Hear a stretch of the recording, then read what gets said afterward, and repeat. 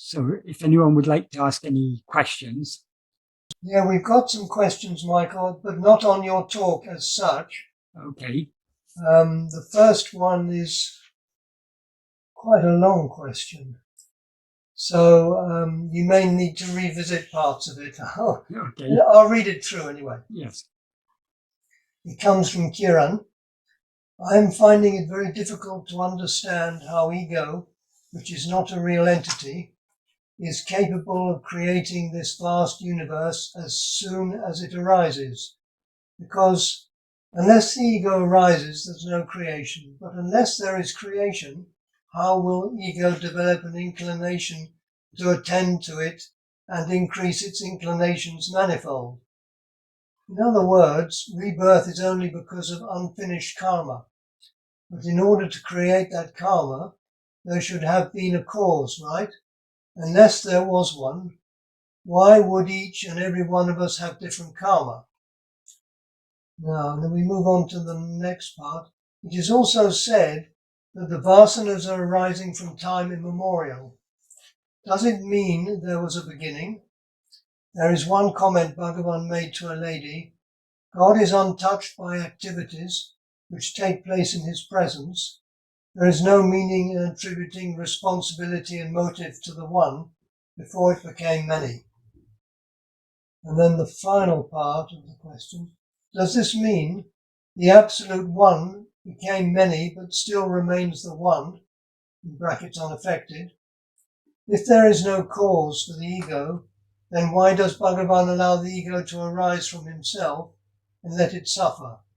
Also, put this burden on the ego to attend to itself and annihilate itself.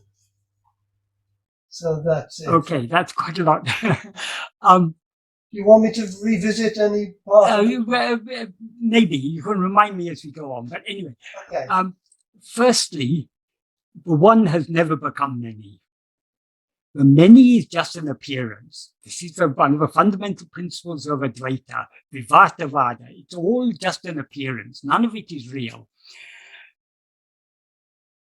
But if what Bhagavan has introduced, that is Bhagavan's unique contribution to Advaita, is Bhagavan has emphasized the practical import of Advaita. So when it is said in Advaita that everything is an appearance, Bhagavan asks a simple question: to whom does it appear? Because nothing can appear without something to which it appears. So all this, we are told, all this world is just an appearance. All phenomena are just an appearance. But to whom do they appear? That is what Bhagavan asks us. They appear only to ego. So it's only when we rise as ego that all these things seem to have appeared. So coming back to the beginning of the question about the arising of the world and ego arise simultaneously. As Bhagavan says in verse 7 of Uḷḷadu Nāṛpadu, the word he uses here, he talks about Uḷḷadu and Arivu.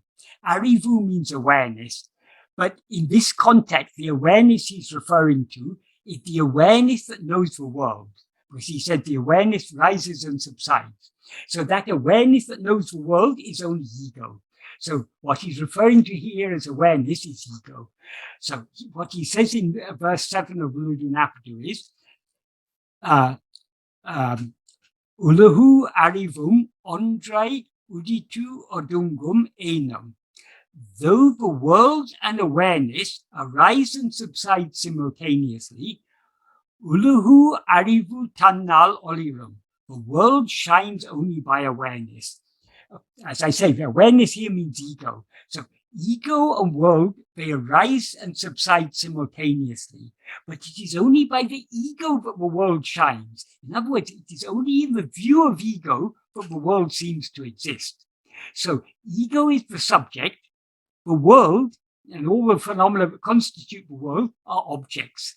So objects cannot exist without the subject. Objects seem to exist only in the view of the object, of the subject, because objects are only appearances. They don't actually exist. In order to appear, they must appear in the view of something. They don't appear in the view of Brahman, of the reality, because the reality is just as it is. It is never aware of anything other than itself. It is one infinite whole. So for it, there's no other. And it is immutable. So there's no appearance or disappearance. So the world appears only in the view of ego. So as soon as we rise as ego, the world appears. So that is what Bhagavan is emphasizing throughout Uḷḷadu Nāṛpadu and other teachings of his, is that the root cause of everything is ego. Because ego is the root cause, if we root out this ego, if we eradicate this ego, we thereby eradicate everything. So the way to be free of everything and to remain as we actually are, all that is required is to eradicate ego. We don't have to worry about the world. We don't have to worry about thoughts. We don't have to worry about anything. We've only got to eradicate this ego. How do we eradicate this ego? Ego is nothing but a false awareness of ourselves. That is, what we actually are is only that fundamental awareness of our own existence, I am. But when we rise as ego, we're aware of ourselves not just as I am, but as I am this body. This body means, as he says in the 5th verse of Uḷḷadu Nāṛpadu, it's a bundle of 5 sheaves. So this bundle of 5 sheaves we take to be ourselves. So ego is a false awareness of ourselves. Being a false awareness of ourselves, it can be destroyed only by correct awareness of ourselves. This is what is meant when it is said in older Advaita philosophy that the root cause of all problems is avidya. Avidya means ignorance. Who is ignorant? Bhagavan always comes back to this question, who or to whom? Who is it who is ignorant? It's only ego. According to Bhagavan, ignorance is nothing other than ego. Ignorance is the very nature of ego, because ego is that false awareness, I am this body. That false awareness, I am this body, is what is called avidya. And avidya can be removed only by vidya. Ignorance can be removed only by knowledge. So what is the knowledge that will remove this avidya? So the avidya is a false awareness of ourselves. The knowledge that is required to remove that avidya is the correct awareness of ourselves. We have to be aware of ourselves as we actually are. In order to be aware of ourselves as we actually are, we need to turn our attention back within. Why? Because what is aware of anything other than itself is only ego. So as long as we are aware of anything other than ourselves, we are mistaking ourselves to be ego. So in order to eradicate ego, we need to let go of everything else. As he said in verse 16 of Upadēśa Undiyār, leaving external phenomena, that means leaving all forms, all phenomena, manam tanali uru ordale undipara unme unichiyam undipara. The mind knowing its own form of light is true awareness.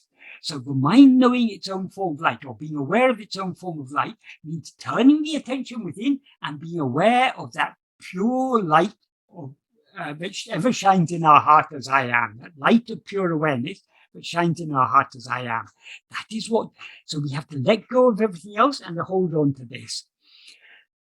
Regarding the question about how the ego, which is unreal, produces all these real things, all this seemingly real world, we need to understand correctly. When it is said that the world is unreal, and when it is said that the ego is unreal, we need to understand what is meant by unreal. What is real is what actually exists. What actually exists, as Bhagavan says in the 7th paragraph of Nāṉ Ār, Yathatamai Uḷḷadu Atma-swarupam Andre. What actually exists is only Atma-swarupa. So everything else is just an appearance. As he goes on to say, world, soul, and God are just appearances in it. So since Atma-swarupa means our real nature, what we actually are, Satchit in other words, that fundamental awareness I am, that alone is real. So all other things are unreal. What's it mean when it says those other things are unreal? It means that though they seem to exist, they don't actually exist. So whatever seems to exist but doesn't actually exist borrows its semi-existence from something else. So the world borrows its semi-existence from the semi-existence of ego, because the world has no existence independent of ego's view of it. It's only in the view of ego that the world seems to exist. So the world means all phenomena, both mental phenomena and physical phenomena, both the seemingly external world of physical phenomena and the seemingly internal world of mental phenomena. Both these worlds, they seem to exist only in the view of ego. So they borrow their semi-existence from the semi-existence of ego. And where does ego borrow its semi-existence from? From the actual existence of I am. Because ego, unlike all phenomena, ego has an element of reality in it. That is, phenomena exist only in the view of ego. But in order to have a view in which other things can appear, ego has to be aware. That awareness doesn't belong to ego. That is that awareness that is, there's only one awareness. That one awareness is what is called Satchit, existence awareness, being awareness. That is the true awareness. That is the awareness that is ever shining in our heart as I am. So ego has borrowed its semi-existence and its semi-awareness from Satchit. And then from ego, the world borrows its semi-existence. So the world depends upon the semi-existence of ego, and ego depends upon the true existence of ourself as we actually are. So what is real is only I am. Ego seems to be real because of that mixture of, because ego, it contains the element of I am. It contains two elements. It contains chit and jada. That's why ego is called chit jada granti. It is a knot formed by the entanglement of chit and jada. Chit means awareness. It refers to Satchit, the real awareness, the pure awareness. That pure awareness which is shining in our heart as I am is now mixed with adjuncts as I am this body. That is chit jada granti. The body is jada. And only in the view of this chit jada granti, or ego, do all other phenomena seem to exist. So, yes, ego is unreal, but it seems to be real. So long as other things seem to be real, they seem to be real only because ego seems to be real. And ego seems to be real only because of that I am element in it. So if we can't find that I am element outside, everything outside is jada. But ego is that mixture, that knot that seemingly binds chit and jada. So ego has to look within itself to hold on to that chit portion. That chit portion is what is shining in our heart as I am. That fundamental awareness of our own existence. That is what we need to hold on to. When we hold on to that, ego will subside, will dissolve back into our source, and then we will know ego had never risen, and therefore the world had never existed. That is the fight. That's why Bhagavan said the ultimate truth is ajata. But in order to reach that ajata, we have to follow this path of self-investigation by holding on to what alone is real, which is I am.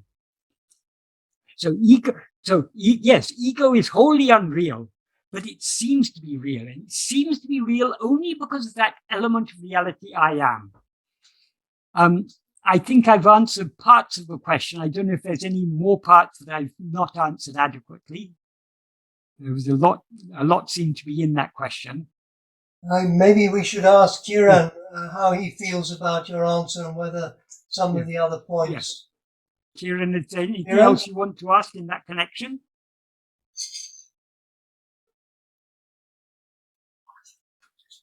He talks about vasanas, and then he talks about the vasanas coming from time immemorial. Time immemorial means from the time the ego rose. So when did the ego first rise? If you ask, Bhagavan will say, first find out whether it's risen now. If you look for it, you'll find it has never actually risen. That is why Maya is said, it is said of Maya. Maya means nothing but ego.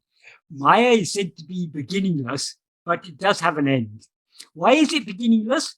Because Maya means that which doesn't exist. That you can never find the beginning of what doesn't exist. So we can never find the beginning of ego, because if we look for it, there's no such thing. Right? So long as we're not looking for it, so long as we're looking away from ego towards other things, ego seems to exist and is thriving very happily. So all that Bhagavan asks us to do is to look very carefully at this ego. If we look at it carefully enough, if you look carefully enough at the snake, what do you see? You see it's just a rope. If you look carefully enough at ego, we'll see that it is just Satchit. As Satchit, it alone exists.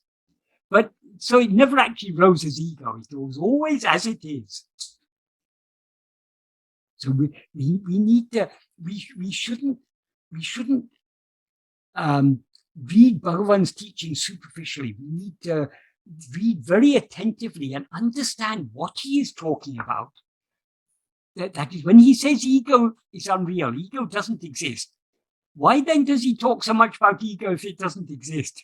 Because ego is a root problem. The problem is not that ego actually exists. The problem is that ego seems to exist.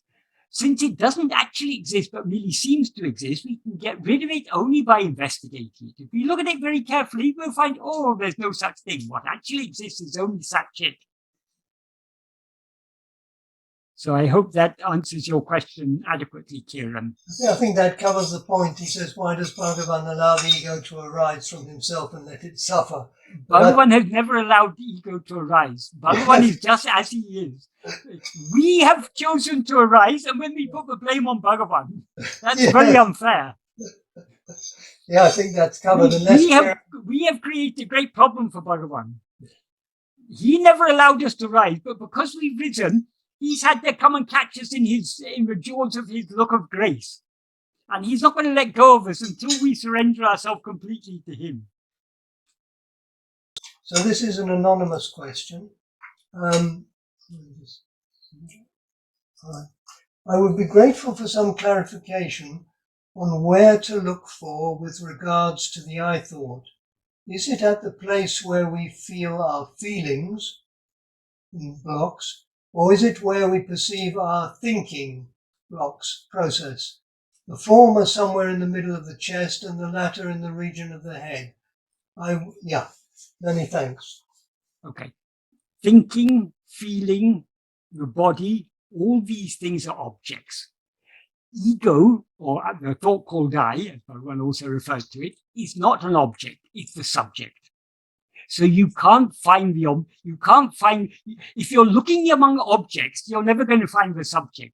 You have to look away from objects back to whom do all these objects appear? To whom do all these thoughts appear? To whom do all these feelings appear? To whom does this body appear? To whom does this world appear? We have to turn our attention away from objects back towards the subject. So we're not looking for ego in a place. If we're looking for a place, that's objective. Bhagavan does use the term place. He talks about finding the place from which ego rises, but he's using place in a metaphorical sense. He doesn't literally mean that a place in time and space where ego rises, but time and space appear only when ego appears. As he says in the 5th paragraph of Nāṉ Ār, of all the thoughts that appear in the mind, the first thought is the thought called I. Only after this rises do all other thoughts rise. All other thoughts includes the body, the world, all phenomena. They cannot arise before ego because ego is the subject. How can there be objects without a subject? So it's only when we rise as ego, the subject, the thought called I, that all objects appear.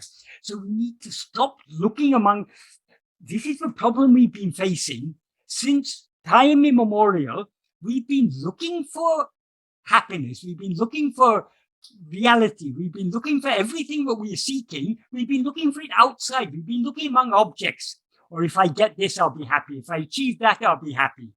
We think that we depend upon things other than ourselves because our attention is always looking outwards. Bhagavan's teaching is stop looking outwards, look within. What does he mean by looking within? According to Bhagavan, all phenomena, all forms are outward. Everything other than ourselves is outward.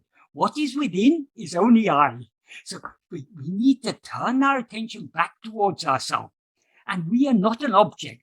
So This is why we need to read Bhagavan's teachings very carefully and think about them carefully, because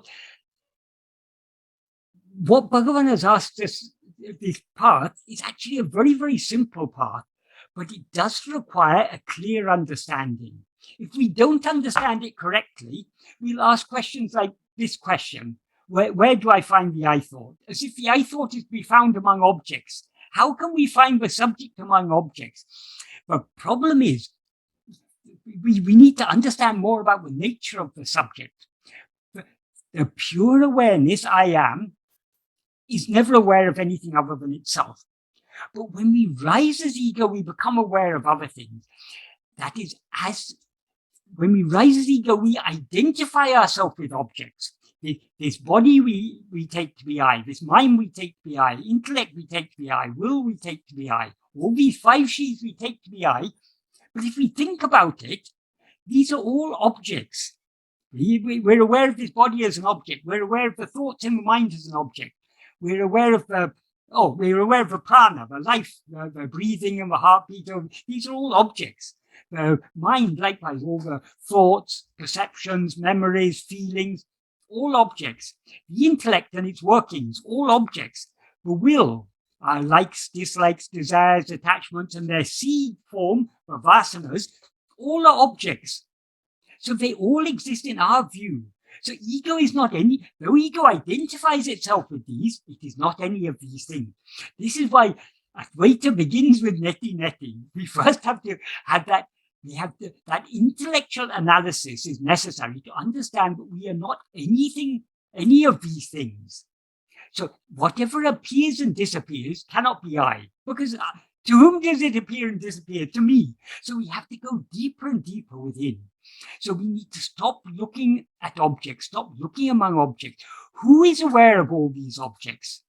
That the one thing we are always aware of is I am.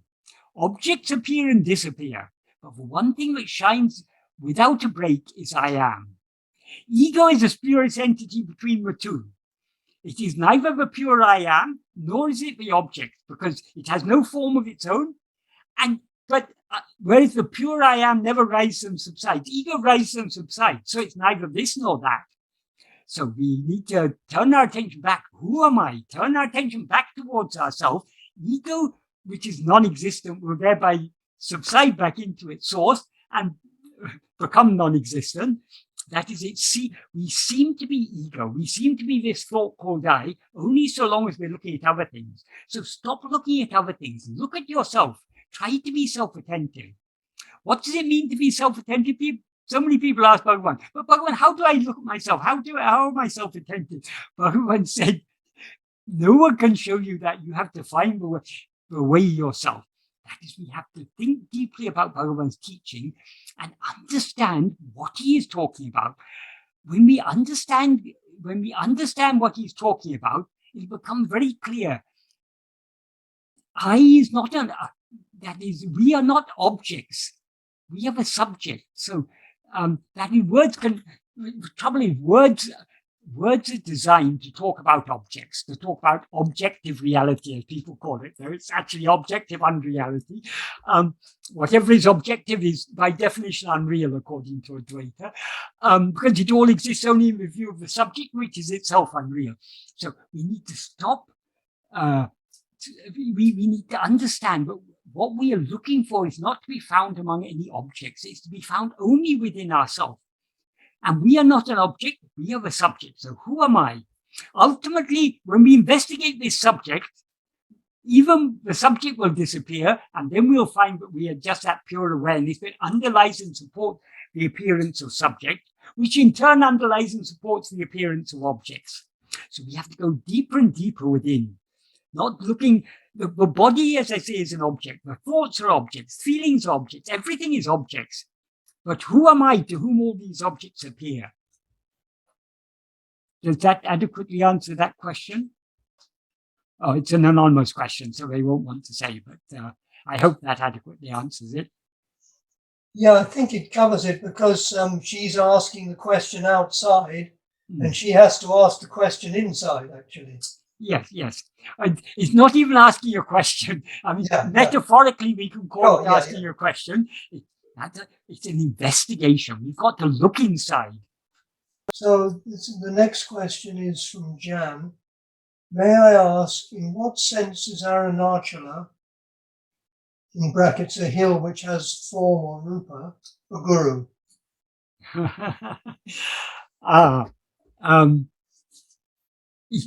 If we could answer that question, we wouldn't be here. In order to understand Arunachala, we need to be swallowed by Arunachala. Bhagavan says in the first verse of Arunachala Aṣṭakam, Bhagavan says very beautifully, Ari Varu Giriyena Amadaru Mamma. It stands as if a hill devoid of arivu, devoid of awareness, that is an insentient hill. Amma, that's an expression of Amma can mean mother, but in this context it means it's an expression of wonder. Amma, it's a wonder. Adisayan idun sayal ari vari darkom. That is Adisaya Adisayam idun say its action is extraordinary. Ari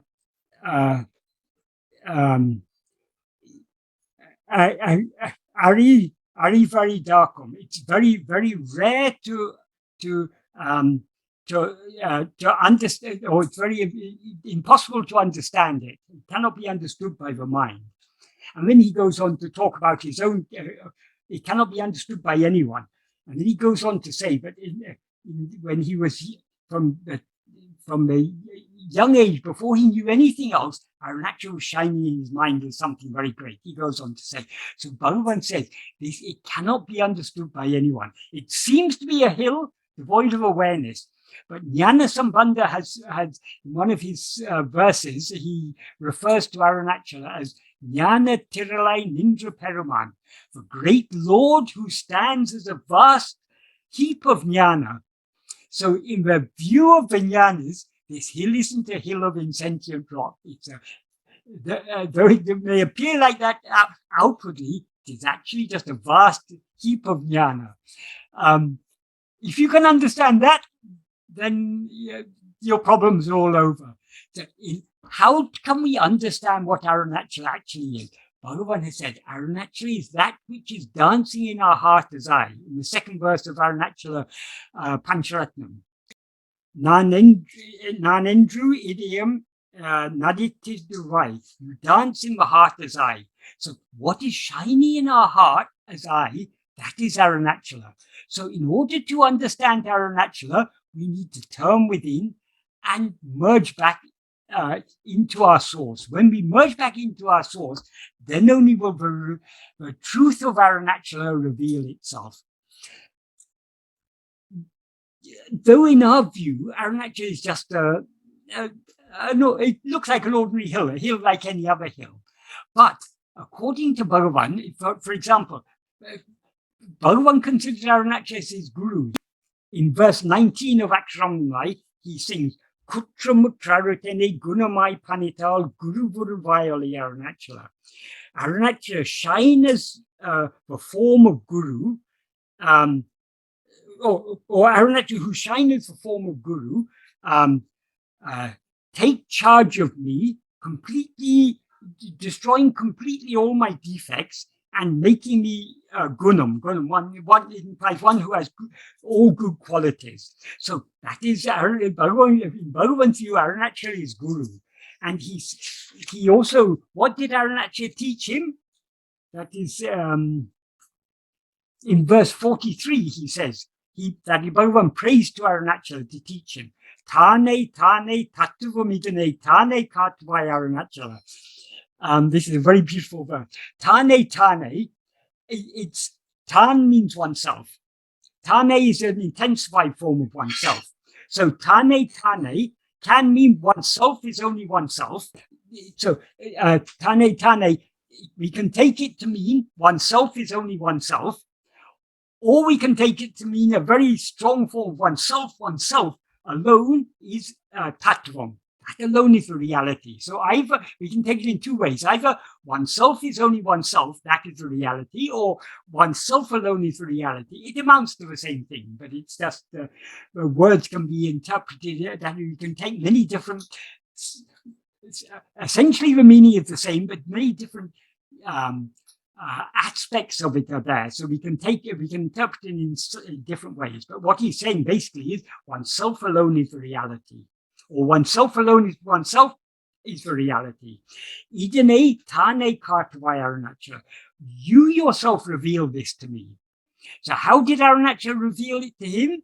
He says in the next verse, what Arunachala taught Bhagavan was Tirumbi ahandane dinamaha kankan teriyum and jnani and Arunachala. That means Tirumbi aham means turning within. Tane dinamaha kankan. See yourself with the inner eye. Terium, it will be known. Endru, Endrane and Arunachala. My Arunachala, you said this. So how did Arunachala, this hill of stone, tell Bhagavan all this? He teaches through silence. But Arunachala is always teaching through silence. Because we are too dull to understand that silence, Arunachala himself appeared in human form as Bhagavan Ramana to teach us the same, what he's always eternally teaching through silence, he came to teach us in words. So there is no doubt at all, Arunachala, though we may not understand it, Arunachala is Guru. Arunachala is Jnana Swarupa. It's the very embodiment of Jnana. And he's ever teaching through silence. And how do we understand that teaching of silence? What is Arunachala teaching us? Bhagavan says in Aruṇācala Padigam, he says in verse 9 of Aruṇācala Padigam, Bhagavan gives us some idea of how Arunachala works. Oh, sorry, verse 10. He says, Pārtanam pudumai. I have seen something new, a newness. It's not that Arunachala is new. Arunachala is eternally new. So it's new. Pudumai means something new, but it also means something extraordinary. I've seen something wonderful. Pārtanam pudumai. We're Vali Kanta Paravatam, the mountain that forcibly draws the soul. Paravatam. Orutaram idane otidum wearing. The soul who thinks of it even once, we're in sheste, the mischief, that the activity, the vrittis of the mind, the thinking, the mental activities of the soul who thinks of it even once, subduing them or bringing them, making them subside, orutana, tanadu abhimukam, making them face inwards. That means face towards itself. That Arunachala shining in our hearts. Of tanadu abhimukamaha means facing towards itself. Today tambo, making them, drawing them and making them achala like itself. So this is Arunachala has a unique power. If we think of it even once, it will start working within our mind. It will slowly draw our mind within to face itself. So the power of Arunachala, as Bhagavan says, it cannot be comprehended by the mind. It is beyond the mind, but it is that reality which is ever underlying the mind, ever shining in our heart as I am. It is that light of pure awareness. It is Satchit. And it is there. Why has it appeared in the form of a hill? Because from a physical perspective, a hill is something that is very solid, very immutable, very remains ever stable and unchanging. Just like the eye, that is, we can take it as an analogy for that firmness of that immutability of that pure awareness I am that is ever shining in our heart as I. So the mystery of Arunachala cannot be understood by us. if we want to understand it, we have to surrender ourselves completely, lose ourselves in that. But that loss of ourself is the true understanding of Arunachala, where we have completely dissolved back into the source from which we rose. That is understanding what is Arunachala, because Arunachala is nothing other than our own real nature. And that is what Guru is. Guru isn't, people are used to the idea of Guru being a person. Oh, Guru is just like us. Oh, he may be a very holy person, but he's just like us. But no, Bhagavan's idea of Guru is something way, way beyond that. God, as he says in this paragraph, God and Guru are not different. And the word he uses for God is Kadabul, Kadanda Ulavan. He who is transcending everything. So Guru is the greatest of the greatest. Guru is beyond everything. He transcends everything. So that is Arunachala, that is Ramana. Arunachala, Ramana. They are one and inseparable. I hope that adequately answers that question. Thank you very much. Would you like the next question? Yes. Okay. Now this is from Maduka. I don't know if I'm pronouncing that right. When I practice self-attentiveness while I'm with my friends or people in general, it seems that I'm isolating myself from them, that I'm not being present with them because I'm not paying attention to them. So it seems to me that I'm being impolite or rude. Moreover, it feels awkward because people sense that I'm not really there with them, so to speak.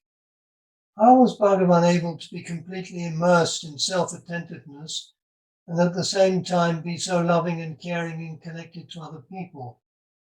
In my case, when I'm being self-attentive, I'm just self-attentive, not caring about others. It's like I'm being more selfish instead of more loving towards others, like Bhagavan was.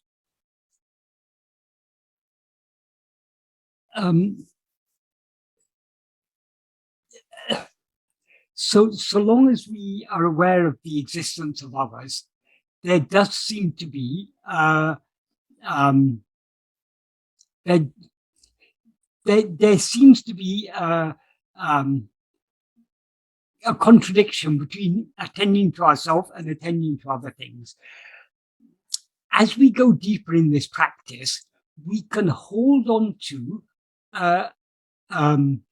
what Bhagavan used to call a tenuous current of self-attentiveness, even in the midst of other activities. That is, we can be attending to other things, but at the same time holding on to that awareness in the background. When we're in the company of other people, normally we may be listening to them, but at the same time, other thoughts may be going on in our mind. Sometimes we're more attentive, sometimes we're less attentive. So just like we can be thinking of other thoughts, even while talking to people, we can be holding on to this self-attentiveness, even in the midst of other activities. It seems to us at the present stage of our spiritual development that our attention is necessary in order to do things, in order for body, mind, and speech to be active. But as we go deeper in this practice and turn within more deeply, and thereby surrender ourselves more deeply, we will find actually that the activities of the body and mind will go on automatically in accordance with prarabdha, that they will be made to act in accordance with prarabdha by God, by Bhagavan, and we can be holding on to self-attentiveness. So ultimately, it's when we go deep in this practice, there's absolutely no conflict between the external activities of mind, speech, and body and our clinging to I am in the heart. Because, as Bhagavan said, the action, this is something that is often misunderstood. Bhagavan said, whatever actions the body is destined to do, it will be made to do. That is, in order for our prarabdha to unfold, certain actions of our mind, speech, and body are required. Those actions will be made to do. that doesn't mean all the actions of mind, speech, and body are actions we're made to do in accordance with prarabdha, because we are also acting under the sway of our vasanas. When we are turning within and holding on to I am, to the extent to which we are holding on to I am, we are thereby not being swayed by our vasanas. So the actions that are destined to go on will go. We can surrender our mind, speech, and body to Bhagavan to take care of that. Whatever actions this mind, speech, and body are to do, Bhagavan will make them do. So we surrender our mind, speech, and body to him by clinging to I am. So the deeper we go in this practice, the less conflict there will seem to be between being self-attentive and doing other activities. But they seem to require our attention, because those other activities,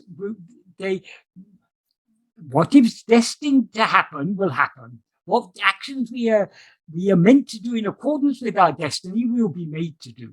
So truly speaking, we don't have to worry about anything other than clinging to self-attentiveness.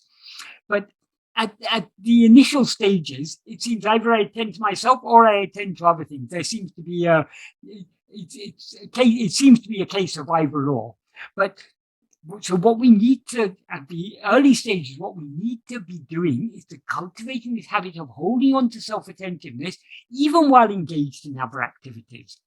Of course, for a time, in order to go deeper within, at times when we're not engaged in other activities, we can try and go deeper within. But while we're engaged in other activities, try and hold on to what, as Bhagavan described it, a tenuous current of self-attentiveness. If we hold on to that tenuous current of self-attentiveness, we will then go deeper, and eventually we'll go deeper and deeper within. So we have to it'll become clearer and clearer as we go on that there is actually no conflict, though there seems to be a conflict at first. But we can overcome this seeming conflict by trying to be self-attentive, even while attending to other things. Because whatever we may be attending to, who is attending to it? I am. So there's no, we can be holding on to that self-attentiveness even while engaged in other activities. It is possible. But of course, we're not going so deep within at that time. In order to go deep within, we need to, as Bhagavan says, let go of all external phenomena. But that may not be, even if we sit with eyes closed, most of us are not letting go of external phenomena entirely. We are partially attending to ourselves only. So that partial self-attentiveness can go on in the midst of other activities. When we are able to let go of the external phenomena more effectively by going deeper within, the external activities will go on of their own accord in accordance with prarabdha. Bhagavan will take care of that. As he said in the first sentence of the note he wrote to his mother, avarava prarabdha prakaram. In accordance with the prarabdha of each one, Adakanavan, he who is for that means Bhagavan or God or Guru, whatever you want to call it, he who is for that, Angangirindu, being there, being in each place, implying being in the heart of each one of them, each person, each jiva, Artavipam will make them dance. So the actions that we need to do in accordance with prarabdha will be made to do. Any actions over and above those actions are not going to change anything. So we can surrender our entire mind, speech, and body, and surrender them entirely to Bhagavan. How to surrender them? By clinging to I am. If we surrender them, then he will make them do things, and we won't be interfering. He is anyway going to make them do whatever they need to do in accordance with destiny. But if we don't hold on to I am, we're constantly interfering. But he will override our interference and make our mind, speech, and body do whatever they're meant to do. But the more we hold on to I am, the more we are surrendering mind, speech, and body to him and letting him take care of it. We're not interfering in the work, in what he is making, what he's anyway going to make them do. I hope that answers that question. Many of these questions about practice, they can be adequately answered only by practice. That is, the more we practice this, the deeper we go in this practice, the clearer and clearer the way will become. And sometimes, it's not how there is no conflict between clinging to self-attentiveness and allowing the body, speech, and mind to do whatever they have to do. It's difficult to express that adequately in words, but it becomes clearer and clearer the more we put this into practice, the more we turn within. So the key to that is all our questions will be answered to the extent that we put these things in. We put this simple practice, but we do this simple practice that Bhagavan has taught us, trying as much as possible to cling to I am. And since I am, if you're worried about not caring about others, firstly, you can't do anything for others that is not destined to happen. That's one thing. And about caring for others, what is the reality of all those others? Every other jiva, if there are other jivas, they all are aware of themselves as I am. That I am is what is common to all jivas. So if you're clinging to that I am, you're clinging to the reality of every jiva. So what can be more caring than that? You're caring about the reality of all others rather than just about their superficial needs. So we just have to go deeper and deeper in this path, and the way becomes clearer and clearer. And it becomes more and more obvious to us that the actions of mind, speech, and body, Bhagavan will take care of all these things. We need not concern ourselves about anything. Our only responsibility is to cling to I am and thereby surrender ourselves entirely to him. Does that adequately answer that question? Yes, Michael, thank you. Okay. I was on mute. The two anonymous questioners did thank you for your answers, Michael. Okay, right. I think in one case, one wasn't very clear, but what you just said now, namely clarification comes from going into the process of understanding is really the way to go. Yeah. But the next question is... Can I just say one more thing on that? When we talk about understanding, we talk about clarity of understanding.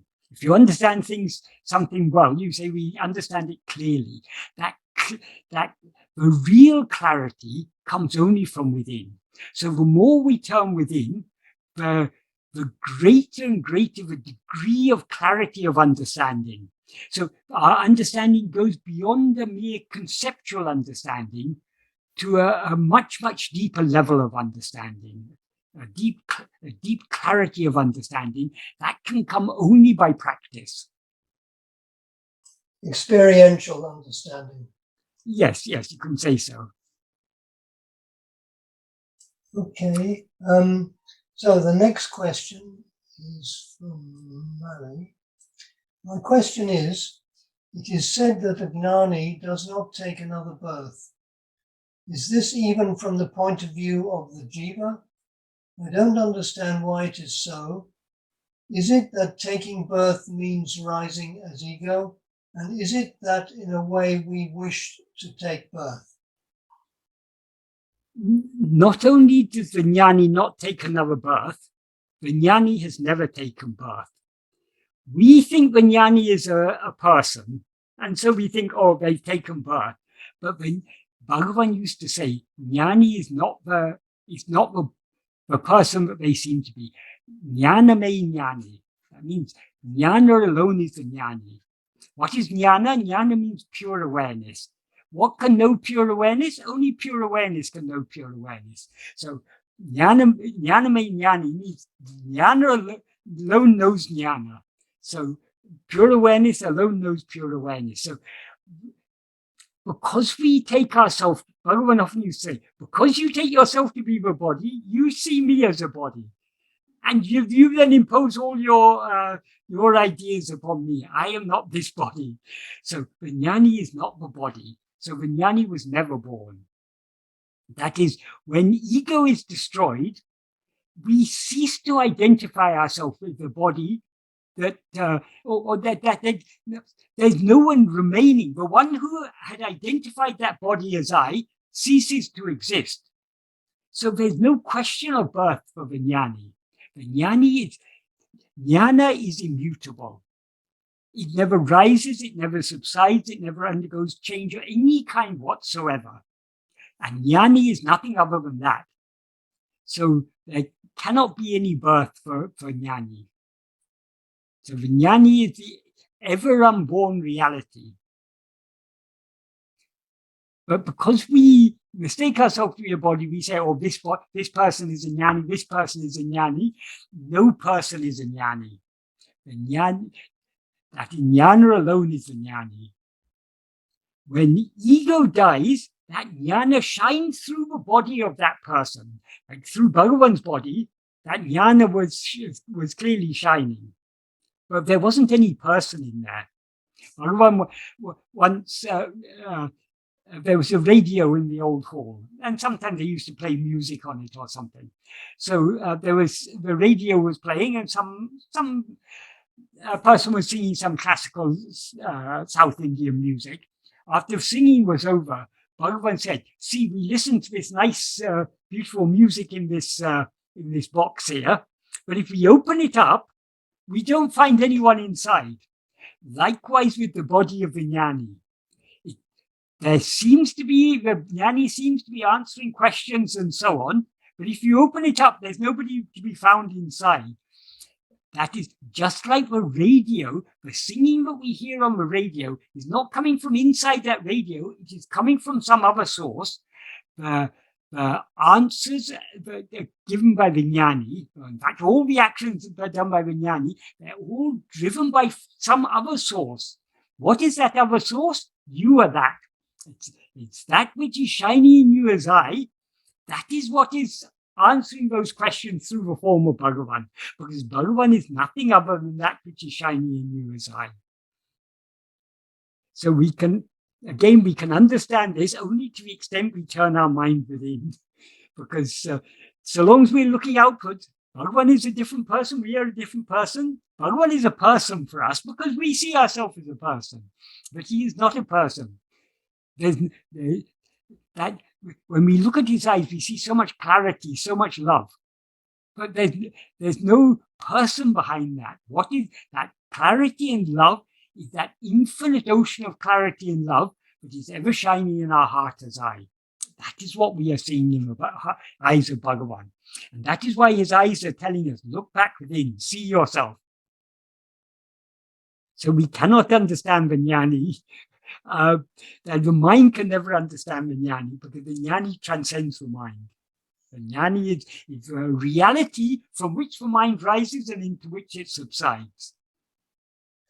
Mahanandamai used to say that she would be like a mirror.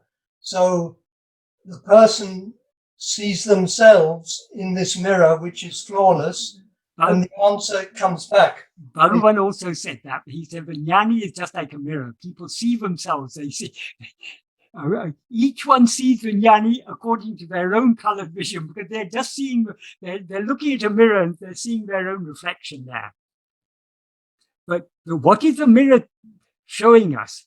It is showing us ourselves. So look back within. It's the implication. Jnani, the purpose of the jnani is to turn out. The purpose of the jnani's manifestation in outward form, whether in the human form of Bhagavan or in the hill form of Arunachala, the purpose of that outward form is to turn our mind back within. So if we want to understand Bhagavan, if we want to understand Arunachala, we have to turn within and drown ourselves in him. When we lose ourselves in him, then only can we be said to have understood him. But then there's no separate person to say, I have understood. That's why Bhagavan said, to say I have known myself or I have not known myself, both are equally ridiculous, because there are no two selves, one to know the other. Knowing ourselves is nothing but losing ourselves in that infinite ocean of Satchidananda. The knower of Brahman becomes Brahman. In other words, what knows Brahman is only Brahman, nothing other than Brahman. Though it is said becomes, it's not actually a question of becoming, it's a matter of just remaining as we actually are. We are always that.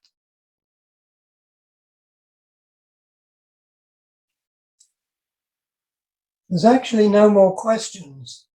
Oh. So Bhagavan's silence is working.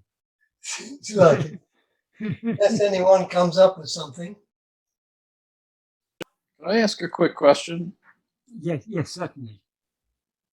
So with the there's no I to be found, though. There is only I. There's no other than I. But with the inquiry, one should not worry about seeing an I. It is just It is not an object. It is not an object. No I. Yeah, we have to see ourselves.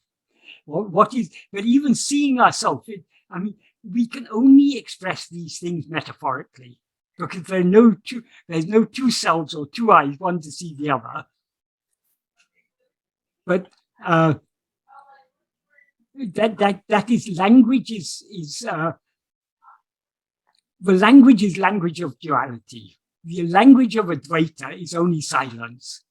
So when we express it in words, we have to express it metaphorically. The words are just pointers. So we are told to see ourselves. That doesn't mean we see ourselves as an object. That means be aware of ourselves as we actually are by attending to ourselves. Many people say, like you said, there's no I to be found. You can call it the divine or Bhagavan or Jesus, but there is no. We don't want to get caught up on replacing the ego with something. It's everything, right? Yeah, well, it's the only thing. It's not even everything, because everything means there are many things, but it's one only without a second. Okay. And you are that. It is nothing other than you. You are that. So it is seeing what we actually are, being aware of ourselves as we actually are. And how can we be aware of ourselves as we actually are? Only by being what we actually are. That's why Bhagavan says in verse 26 of Upadēśa Undiyār, Tānai iritale tānai aridalam. Knowing oneself alone being oneself alone is knowing oneself. So we cannot know ourselves as an object. We can know ourselves only by being ourselves. What does being ourselves mean? It means just being as that infinite ocean of Satchidananda we actually are. Infinite being, infinite awareness, infinite happiness. Just be that, and that is knowing that. Right, so the next question, which is anonymous, is how important is the character of the person? In inverted commas. When we talk about the character of a person, we are talking about the outward appearance. But the character of a person is a reflection of the vasanas. And those vasanas, that is, all spiritual practice is about purification of the mind.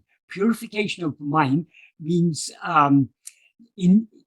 superficially, it is taken to mean removing the bad vasanas and cultivating good vasanas. But deeper than that, it's eradicating all vasanas. The more we cling to I am, the more our Vishaya vasanas, that's the inclination to go outwards towards anything else, are weakened. The more the Vishaya vasanas are weakened, the more the remaining vasanas tend to be what are called subha vasanas. Subha vasanas means agreeable vasanas. That is, the purer the mind becomes, the less inclination we have to go outwards, the less we will, that is, the bad, the asubha vasanas of the greed and the selfishness and the anger, all these sort of things, all the all the unpleasant, the more obviously unpleasant vasanas are a manifestation of only when we've got strong vasanas will we be a disagreeable person. The more our mind is purified, the more we will automatically become a better character. And it's just a natural part of the process. But that is not our aim. Our aim is not to be a better person. Our aim is to know what we actually are. When we know what we actually are, we are not a person at all. But in the process of purifying the mind, which is necessary in order for us to know what we actually are, we do become a better person. That is the weaker our Vishaya vasanas become, the less they will tend to be disagreeable, asubha vasanas, and the more the remaining vasanas will tend to be agreeable.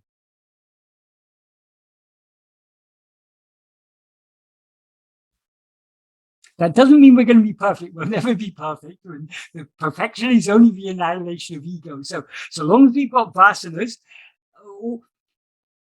that is subha and asubha vasanas, only a relative classification.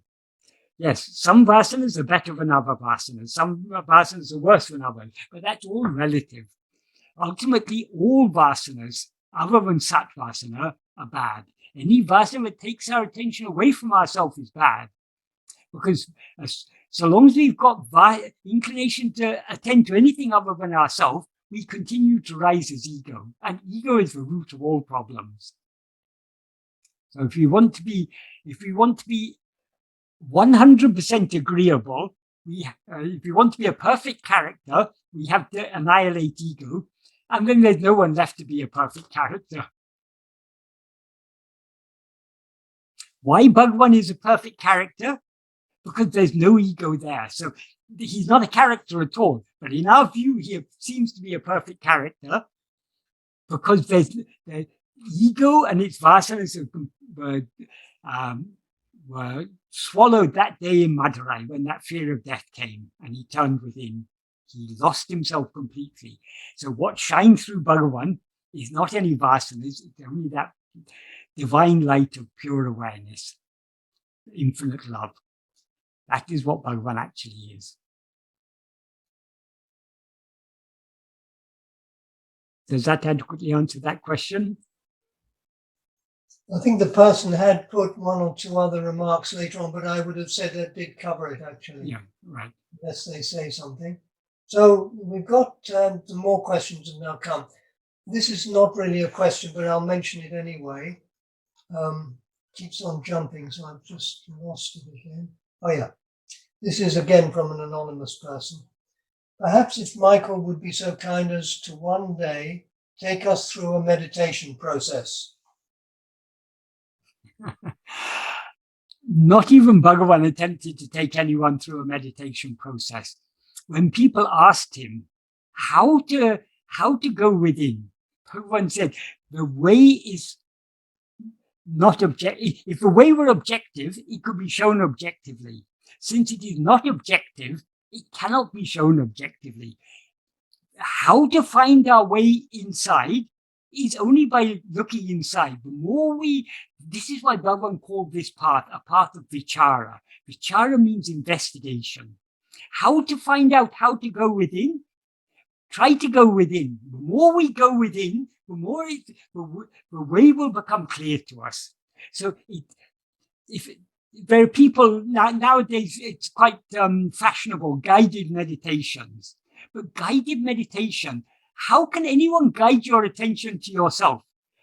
Guiding your attention can only be to something other than yourself. You alone can guide your attention to yourself. So we each have the meditation that Bhagavan has taught us, Swarupa Dhyana, as he called it, meditation on our real nature, it is far too subtle to be shown by one to another. We each have to find our way inside our own heart, as Bhagavan said. So I don't think guided meditation, it may be useful at a superficial level, but Bhagavan's teachings are much, much deeper than that. So I don't think guided meditation has any place in Bhagavan's teachings. Bhagavan all the guidance we need have been given by Bhagavan. We have to read his teachings carefully, think about them carefully, understand what he's saying, and try to put them into practice. The more we put them into practice, the clearer the meaning of his words will become. And we'll begin to, we can understand the depth of meaning in Bhagavan's words only to the extent to which we put them into practice. So all we have to do is to persevere in, to try our best to practice this. The more we try, the clearer the way will become. So if we're looking for outside guidance, our attention is going outwards. If I try to guide you through meditation, you have to be listening to my voice. To whom does the sound of this voice appear? It appears only to you. You've got to turn your voice within. Thank you. Right. Now, the next, Tony Allen would like to put a question. Hi, Michael. Can you hear me? Okay? Yes, I can hear you. Yes. It's actually, if you could permit me 3 reflections of someone very new to Bhagavan's teachings. Yes. The first one is the 3 states. And I guess in the sleep state, we're as close as we can get at the moment to our natural state. The dream state, I can relate to Bhagavan's teachings because each dream is normally quite different. Well, for me, they're all contemporary. I've never existed as Henry VIII or anything.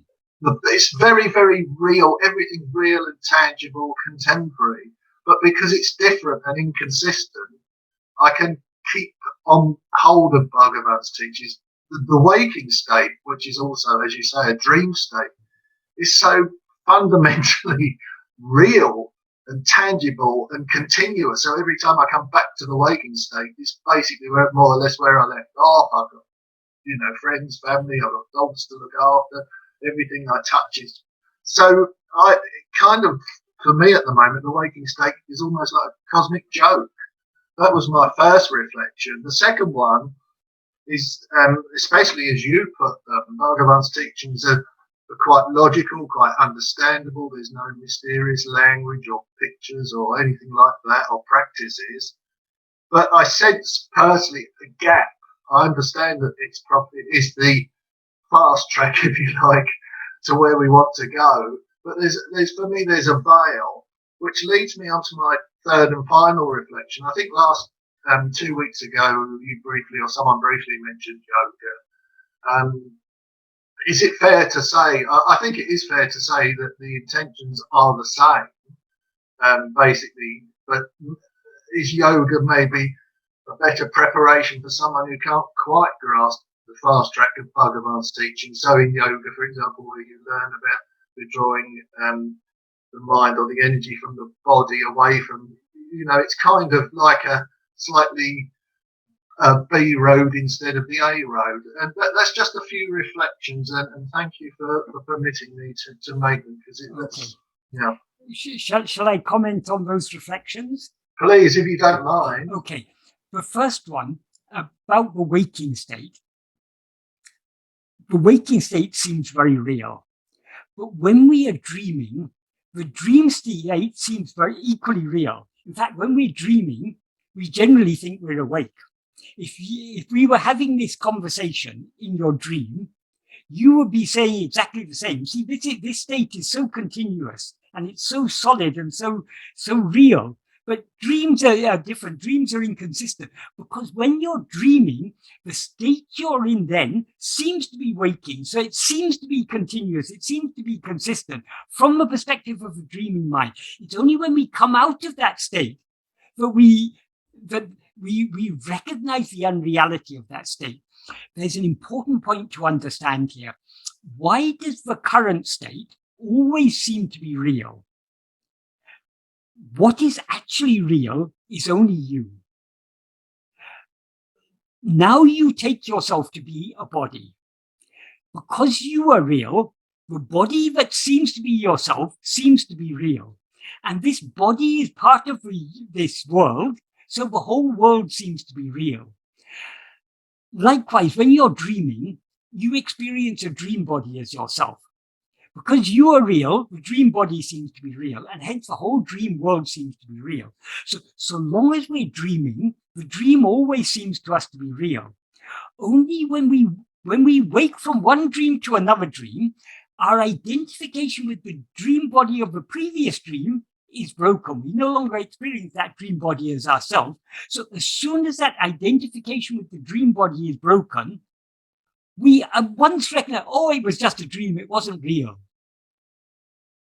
So that is, it is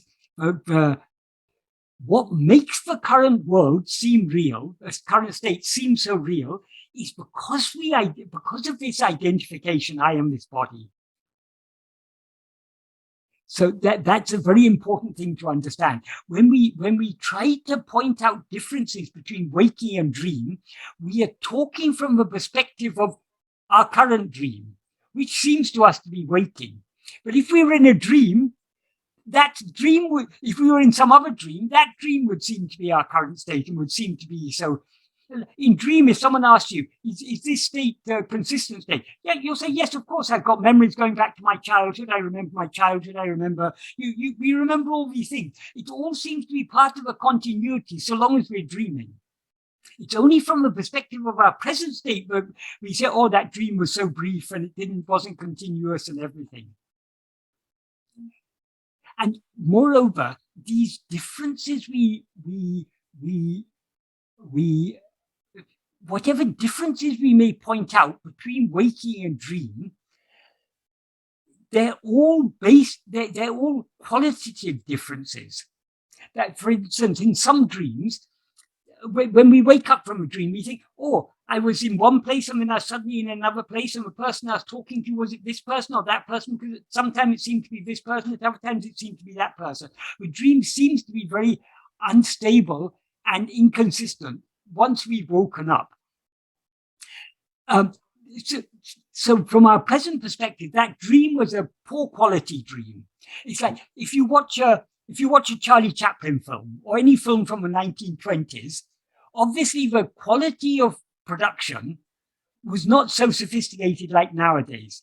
Nowadays we have dinosaurs, and we have monsters, and we have all sorts of things, all done by CGI. And it is done so realistically, you cannot tell the difference. It's as if there was actually a dinosaur there or something. So the quality of production of the films made in the 2020s is way superior to the quality of production of the films made in the 1920s. But they're both films. There's no, it's only a qualitative difference. It's not a substantive difference. In no way is the film we see nowadays any more real than the films made in the 1920s. It's just the quality, it's a qualitative difference. Likewise, any differences we may point out between one dream and another dream are only qualitative differences. Substantively, they're the same. In both states, we experience a body as ourselves, and through the five senses of that body, we see what seems to be an external world. But if you think about it, that external world, what does it consist of?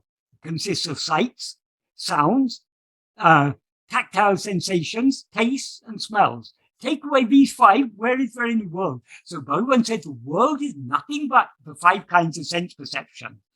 So there's actually no external world. In dream, there seems to be an external world. Only when we wake up, we say, oh, it was all in my own mind. Likewise, our present state, this world seems to be external to ourselves because we've limited ourselves to this body. We seem to be confined within the limits of this body, so the world seems to be outside ourselves, but it's all only in our own mind. So actually, there is no difference between waking and dream.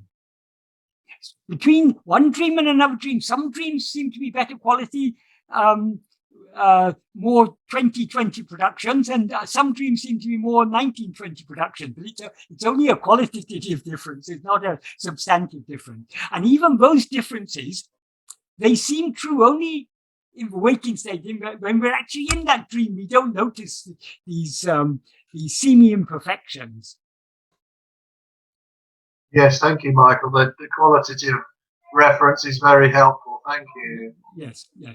And what was the second point you said about? It was about how logical the teachings of Bhagavan are, particularly as you put them across to us, how easy, well, relatively easy to understand the language and so on.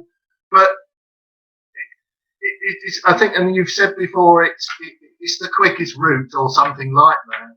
Yeah. But I think as last time we spoke, someone spoke about yoga, and that's not quite the quickest route. But for me, as much as I understand what I'm hearing, and I just kind of feel there's a veil or a gap between me and this fast track, whereas I can understand a lot more about yoga techniques for, as I say, withdrawing the mind and the energy from the body, and as if that's like a slightly slower route to start with.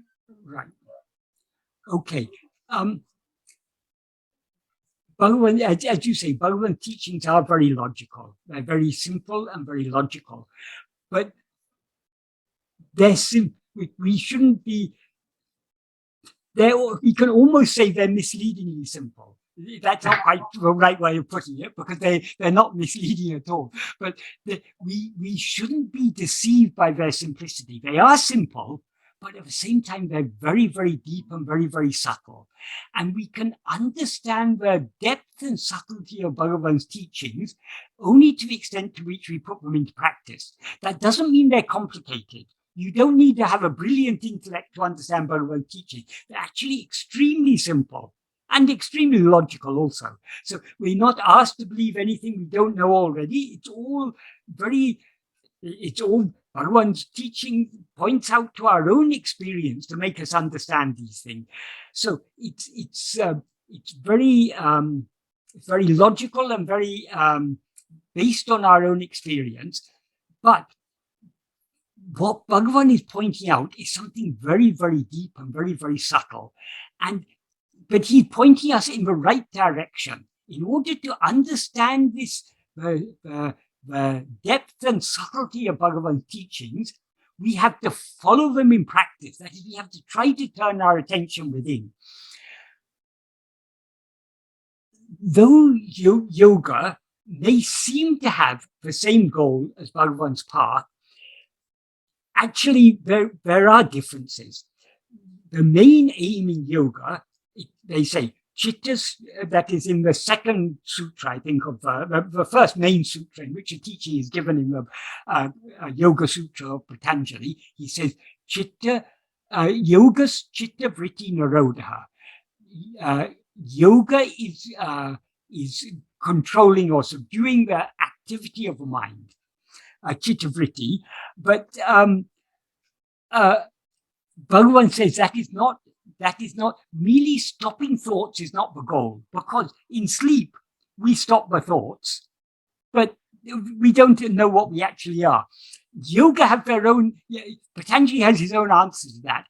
Patanjali goes on to describe even sleep as a vritti, but that is not correct according to Bhagavan's view. That is, all vrittis, all thoughts, appear only in the view of the first thought eye. That first thought eye itself disappears in sleep. So how can sleep be a vritti? So Bhagavan goes much deeper than yoga. And Bhagavan says, don't worry about the thoughts. However many thoughts appear, it doesn't matter.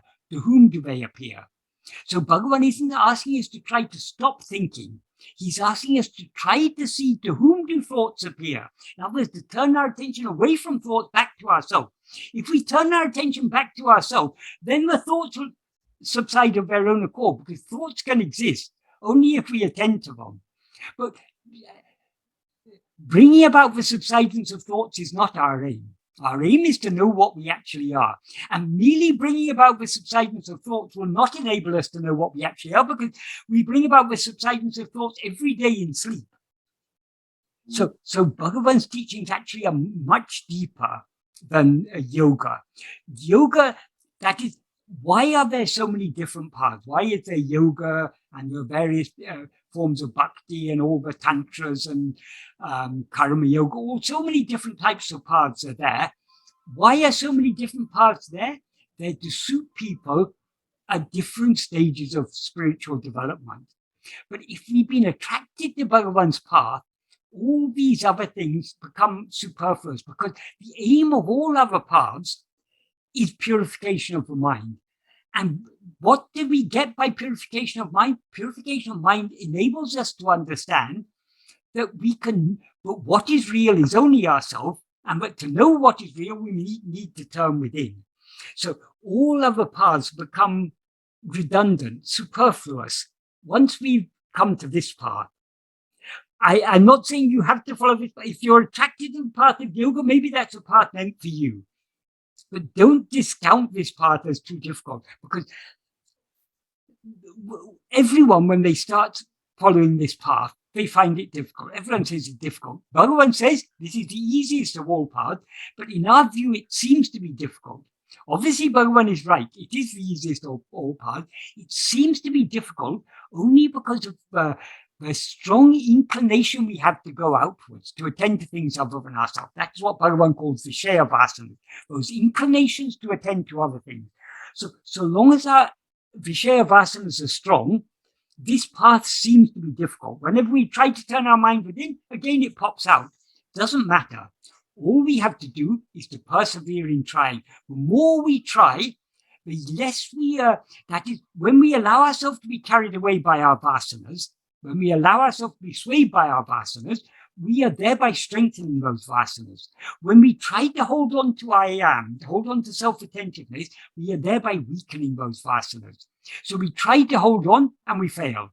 We try again and we fail. We try again and we fail. We fail any number of times. But in the midst of all those failures, we are holding on for a second here, a second there, 2 or 3 seconds here and there. So the more we try, the easier it will be for us to hold on to that self-attentiveness.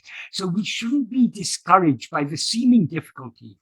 And another thing Bhagavan said, even a little effort made in this path is of greater value than a huge amount of effort made in other paths. Because this path is going in the right direction. We're going in the right, all the other paths are roundabout ways and can eventually they have to come back to this path, because this is the only way. How can we know ourselves without looking at ourselves? So Bhagavan said, why to do all these roundabout ways? Why not look at yourself from the start? Is there anyone who is not aware of himself as I? We're all aware of I. So all we have to do is to try to attend to ourselves. So even a little effort in this path is of far greater value than a great amount of effort made in any other path. So Bhagavan said so much to encourage us to follow this path. But if people didn't want to, if they were more interested in another path, Bhagavan never force, because there's no point in forcing. We can follow this path only if we like to follow it. If we don't like to follow it, there's no point in saying, oh, you must like it. Yeah, I think, Michael, the straightforwardness and logic of Bhagavan's teaching does create this paradox for us, particularly at the beginning. But thank you, that's brilliant. Persevere, and I'll start finding a few footholds and doors and hooks and get there slowly. Yes. It is. That is in Bhagavad Gītā, it is said, slowly, sanai. And Bhagavan has translated that verse into Tamil. Slowly, draw the mind from other things and fix it in oneself. So we can only make so long as our Vishaya Vasanas are strong, our progress will be inevitably slow. But just because our progress is slow, if we want to reach our goal, we have to begin with slow progress. As we progress further, the progress may speed up, but let us begin. We can only begin from where we stand now. So because we've all come here with strong Vishaya Vasanas, our progress will inevitably seem to be slow at first. But actually, even a little effort in this path, we're actually making far greater progress than whole lifetimes of effort made in other paths. That's brilliant. Thank you so much, Michael. That's been extremely helpful. Thank you very much. Okay, right. Well, Bhagavan has said so much to encourage us, because Bhagavan knew the unique value of this very simple practice. Yes, slowly catchy monkey, they say. Yes, exactly. You ready for another question? Yes. Okay. So this is actually sort of very much on what you've just been saying from Stefan. Is there only one path? What does Michael advise if someone feels called to the path of Advaita, but also to religious faith that comes in a very distant tradition, in my case, Christian faith? Can one follow both? Are they the same? Bhagavan's path is the path of bhakti. That is, Bhagavan said, bhakti is the mother of jnana. So we cannot understand Bhagavan's path without understanding the key importance of love. Bhakti Marga, there are two phases of Bhakti Marga, so to speak. Bhakti Marga begins with Anya Bhava, when we take God to be something other than ourselves. And most bhakti practices, the puja, japa, dhyana, all bhakti practices fall into these three categories. Puja is actions that we do by body to express our love.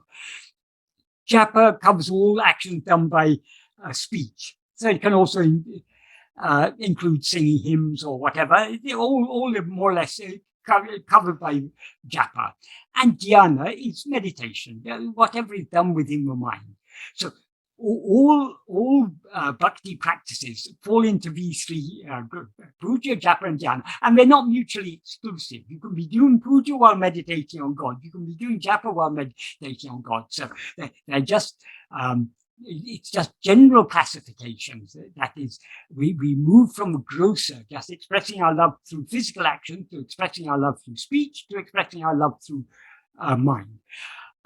So all these are appropriate so long as we take God to be other than ourselves. But when our love matures, we come to recognize God is the one infinite whole. So how can I be anything other than God? Therefore, God is not, if I'm not other than God, where can I find God? Most directly, most intimately available, only in my own heart. So that's why that is, in Christianity, for example, Jesus said, look, see, he said, they will say, lo here, lo there, the kingdom of God is here or there. But I say, look, see, the kingdom of God is within you. He didn't only say, the kingdom of God is within you. He said, look, see. So the instruction is to turn within. So ultimately, that is what all other forms of bhakti are leading to this point where we're willing to turn within. So long as we take God to be something other than ourselves, that is called Anya Bhava. When we understand God is nothing other than ourselves, that He is that which is shining in our heart as I, that is called Ananya Bhava. So Ananya Bhava is not contradictory to any other form of bhakti. That is, some devotees will tell you, oh no, it's great blasphemy to say that you and God are one. Actually, according to Bhagavan, it's great blasphemy to say you're anything other than God, because God alone, God is the infinite whole. All religions say God is infinite. If you ask any religious person, whatever their religion may be, is God infinite or finite? They'll say, oh no, God is infinite. If God is infinite, how can there be anything other than Him? If He alone exists, then He must be that which is shining in our heart as I. So He's most intimately available as I in our heart. In fact, in the Old Testament, when Moses asked God, who shall I say has sent me? God said, I am that I am. Say that I am has sent you. So clearly the indications are there. People may miss them, but clearly it is indicated. God is that which is shining in our heart as I. And Jesus also said, I am the way, the truth, and the life. Is He talking about that person, Jesus? No, because He also said, before Abraham was born, I am. So He's not referring to a person, Jesus, because the person Jesus was born only a few years earlier, or some 30 years earlier or something. So how can He say before Abraham was I am? When He talks about I am, He's talking about that eternal I am, that timeless I am. He didn't even say before Abraham was, I was. Before Abraham was born, I was. He said, before Abraham was, I am. So when He said, I am the way, the truth, and the life, he's not talking just about Jesus being the way, the truth, and the life. That which is shining in the heart of each one of us, that is the way, that is the truth, that is the life. So we can understand, if we choose to, we can understand Christianity from an Advaitic perspective. So if we understand it from that perspective, no, of course, there's no contradiction. So long as we accept that God is, that in order to find God, the kingdom of God is within you. Look, see. So there's no contradiction between Bhagavan's teachings and Christianity, if we understand Christianity in this perspective. Of course, there are many Christians who will not agree with this perspective, but the Gospels have lent themselves open to this interpretation also. All we have of Jesus' teachings are what's available in the Gospel. And what is recorded in the Gospel of his teachings leaves it open to this. And what did Jesus pray to his Father? Pray that I may be one in you and they may be one in me. So he's praying for oneness. So that if we view it from this perspective, there's no contradiction at all. Thank you, Michael. Thank you. Very, very helpful. Of course, Swami Abhishektananda was a Christian monk, and then he came to Bhagavan, and then he sort of more or less got above religion as such. Yeah. So the unity of. Yeah. So next question. When Bhagavan was asked about religion, once he said, "This is the essence of all religions." He was asked, I think, specifically about Christianity. He said, "This is the essence of Christianity. This is the essence of all religions." Yeah. The religious people may not agree. They may object, but we can accept Bhagavan. And it's very clear, if we understand Bhagavan, in what sense his teachings is the essence of all religions is very, very clear. There's no doubt about it.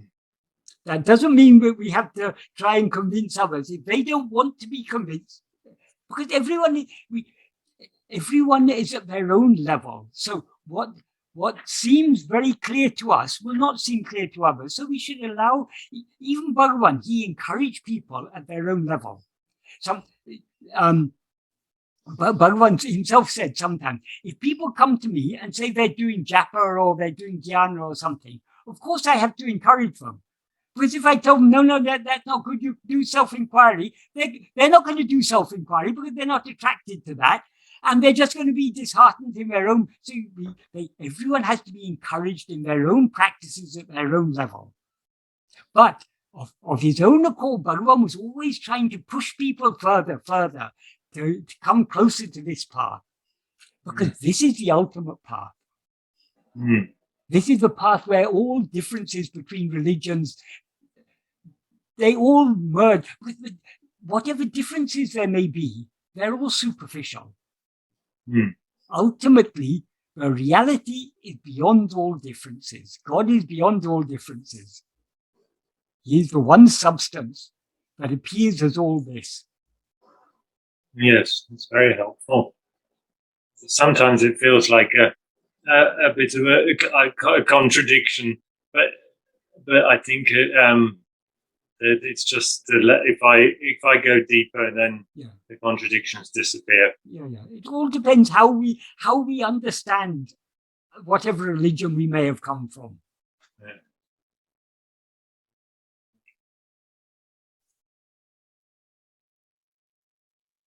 And all religions are open to interpretation in so many ways. So there's no fixed one interpretation is the correct interpretation. Some people may try to enforce one interpretation, but even that one interpretation can be interpreted in so many ways. So there's no finality to these interpreting religions. But finality is to be found only by turning within. When we turn within, all differences dissolve. Thank you. Right.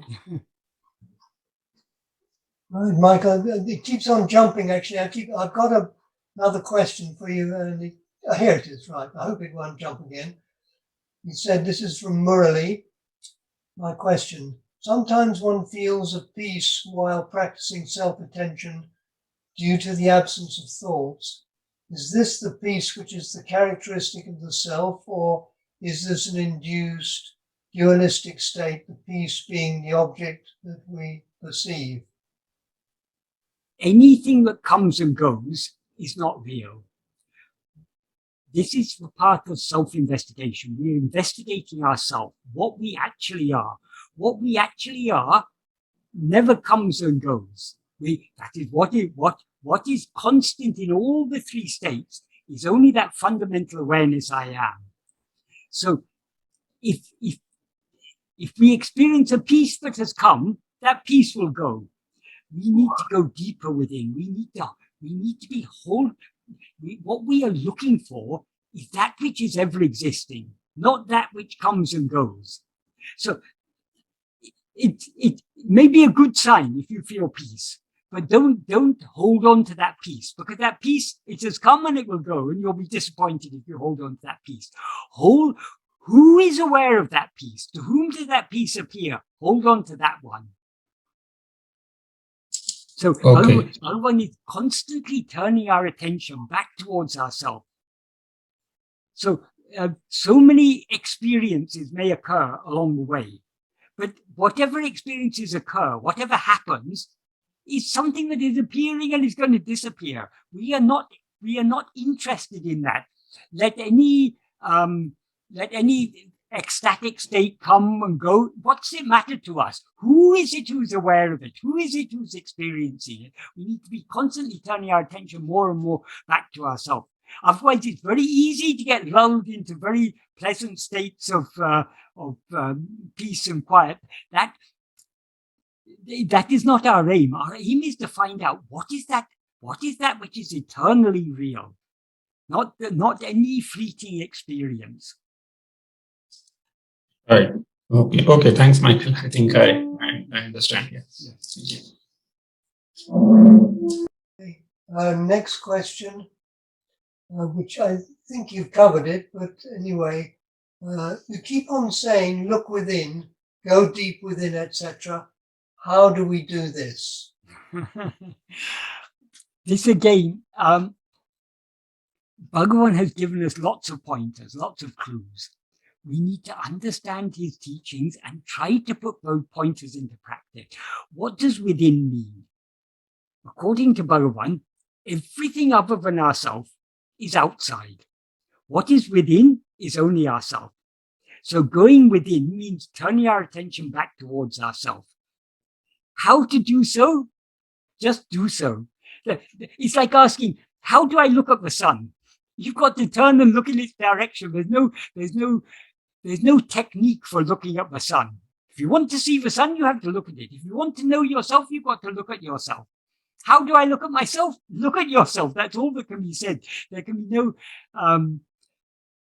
the most that can be said is turn back towards yourself. Turn away from all other things towards yourself.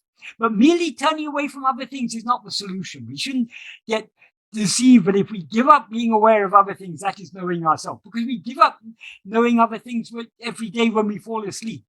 Our aim is not to give up knowing other things. Our aim is only to know ourselves.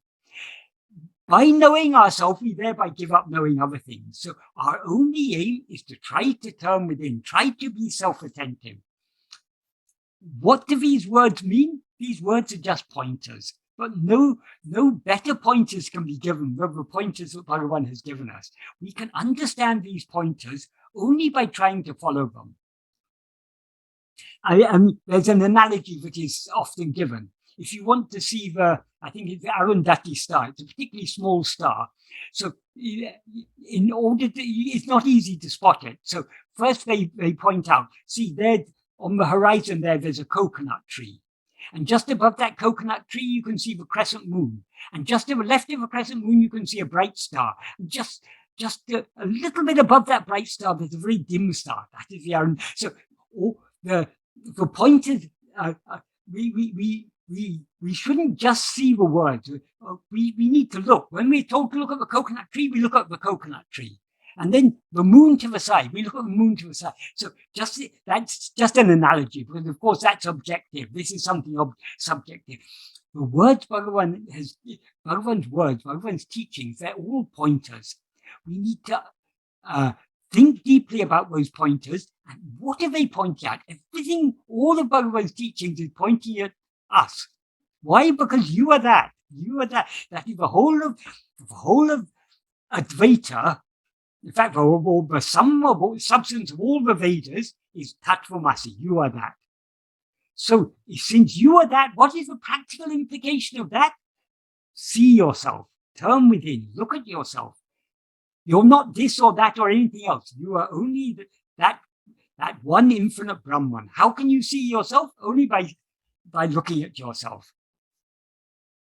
So there are limits to how far words can point, because words, as Bhagavan said, the language of words is a language of duality. You can point out objects by language. How to point out the subject? You can point it out, but you can't make someone see it. Each of us have to follow the pointers, because the words are a very crude means of communication. That's why Bhagavan said the ultimate teaching is silence. But how to understand that teaching in silence? Only by turning within. So the words are necessary to turn our attention back towards ourselves. But how to turn my attention back towards myself, that you alone can find out. Read Bhagavan carefully. Try to understand what he's pointing at. When he says, for example, what's it matter however many thoughts appear? To whom do they appear? He's giving us a very powerful pointer there. He's directing our attention away from everything that appears back towards ourselves, the one to whom they all appear. So who is aware of this? Who am I? I hope that helps a little, but it's an impossible task to adequately convey this in words. But the words Bhagavan has used are very powerful pointers. So if we consider them deeply and carefully, we will understand what he's pointing at, and we will turn our attention in that direction. That is towards ourselves.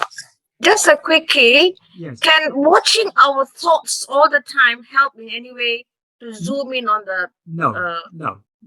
Because the thoughts, you can watch one thought and one thought alone. That's the thought I. All other thoughts are objects. Whereas I is not the object, it's the subject. So watching other thoughts is allowing our attention to go away from ourselves. What are we doing all day long? From the time we wake up in the morning to the time we go to sleep at night, throughout the waking state and throughout the dream state, we are watching nothing but thoughts. According to Bhagavan, this whole world is nothing but thoughts. So watching thoughts is not we need, to whom do these thoughts appear? That is Bhagavan's teaching. We need to find out. I should rephrase it. To be aware that we are having the thoughts. That's what I was going to ask. No, that's just saying the same thing in different words. Who is aware that you're having thoughts? You need to be aware. That's the wrong direction then. Yes. You need to see the seer, watch the watcher, witness the witness, observe the observer. So who wants to watch the thoughts? I do. So watch that I. Don't watch the thoughts.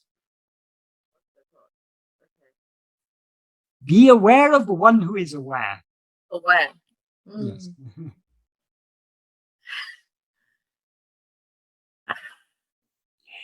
It seems abstract at first, but actually if we think about it,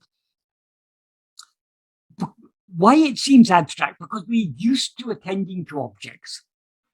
So when we're asked to attend something, we look for some object. But though we are not an object, we are actually clearly aware of ourselves. There's never a moment when we're not aware of ourselves as I. So there's nothing clearer than that fundamental awareness I. So actually... I came to this part. I never realized how many million thoughts I had in a single day. Yes. Every microsecond there is a thought. My God, it was horrifying I'm aware now that I'm thinking all the time and try to stop it. We have a vast family of thoughts. Trillions and trillions Yeah. of thoughts. Yes. It's quite comical, really. Yeah. Bhagavan said, what is the use of renouncing the world and going and sitting in a cave when you Yes. take all your thoughts with us? No.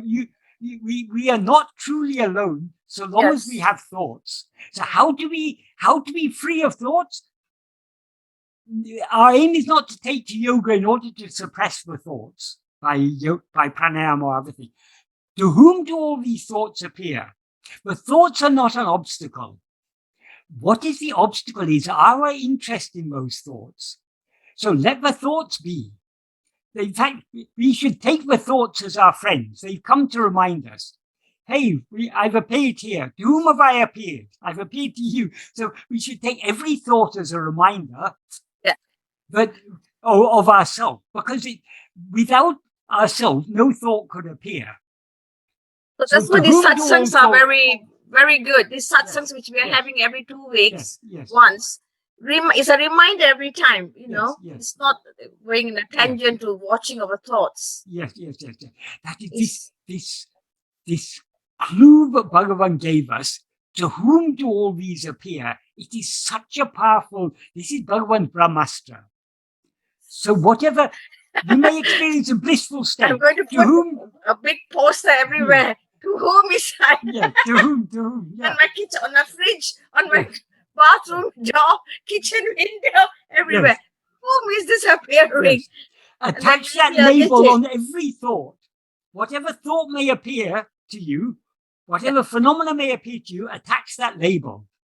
To whom? Turn your attention back to this. We are more aware of anger that comes. Every time you get angry, oh my God, I'm getting angry. To whom is this anger? Yes, exactly. We can defuse even the strongest passions by investigating to whom it appears. If we don't diffuse the passion by doing so, it's because we are more interested in sustaining that passion. That is, if I'm very angry with you, I can, if I want to be free of that anger, I can turn back to whom did this thought appear? To whom did this anger appear? But if I want to be angry with you, I'm not going to let go of my anger. I'm going to hold on to my anger. So we have a choice. Do we want to hold on to our anger, or do we want to hold on to ourselves? Do we want to hold on to the blissful experiences that occur during meditation, or do we want to hold on to ourselves? Yes. Now, that choice is always there. If we are wise, we'll hold on to ourselves and be unconcerned about anything that appears and disappears. Because whatever appears and disappears cannot be real. The more you read Bhagavad's teaching, everything else seems so frivolous. Exactly. Every achievement, every degree, every all the pride and all the wealth. It's all, everything seems so nonsensical. Yes. Because it comes and it goes. Yes. Whatever we may achieve in this lifetime, one thing we can be absolutely sure of, we're going to lose it all at the time of death. So why wait till death? Why not die now by holding on to I am? That is the real death, the death of ego. These other deaths, they come and they go. We died so many times in the past. Yes. But it's done us no good.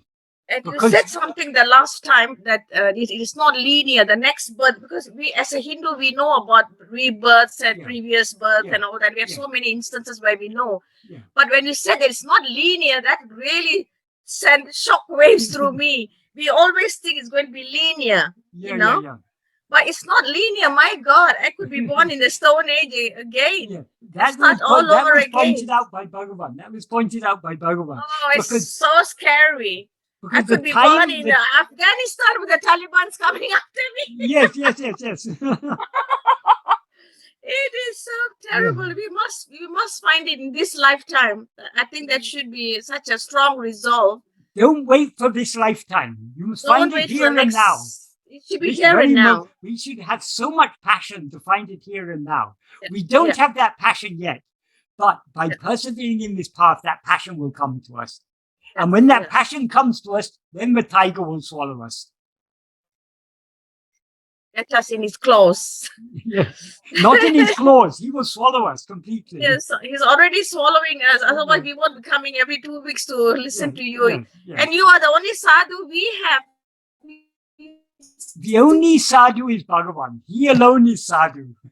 I am just one other jiva.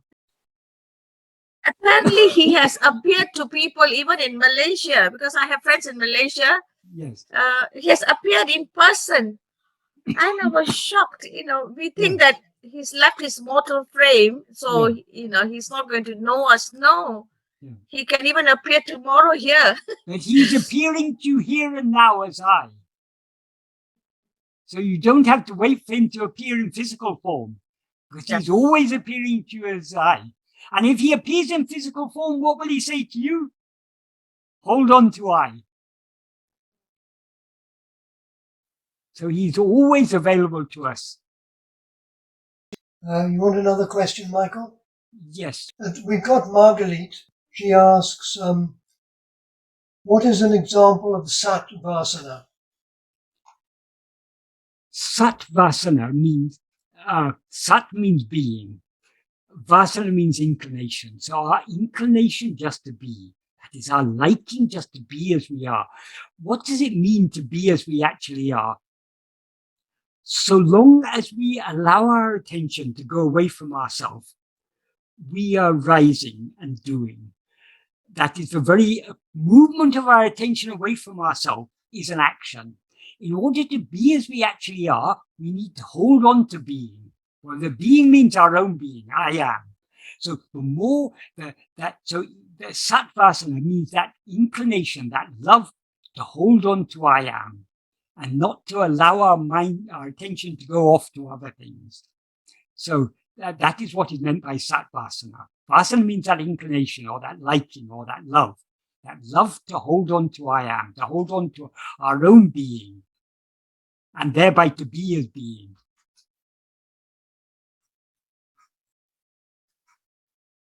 I just, yesterday someone pointed out to me some new book has come out which purports, I don't know how reliable it is, but it purports to be a record of Bhagavan's teachings from someone who was recording in the late 19th, in the later half of 1936.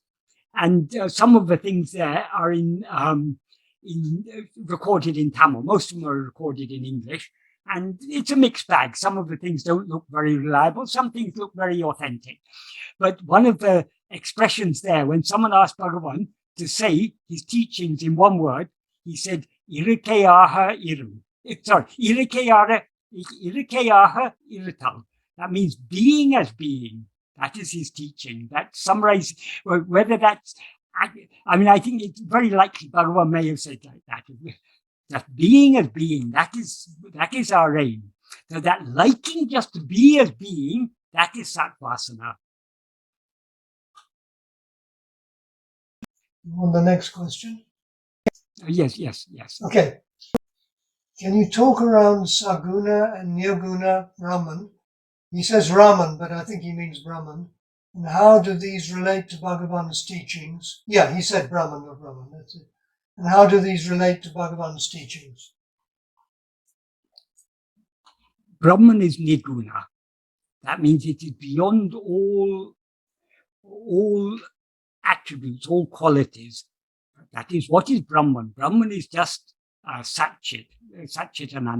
It is beyond all qualities. That is what we actually are. It's just that pure being, pure awareness, pure happiness, pure love.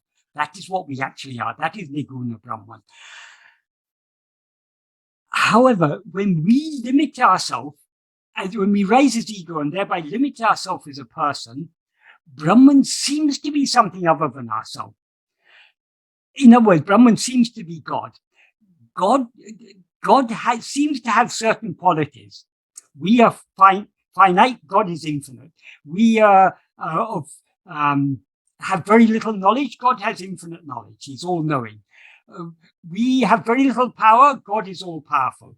Our love is very, very small. God has all-embracing love. So these are the qualities of God. These qualities God with qualities is what is called Niguna Brahman.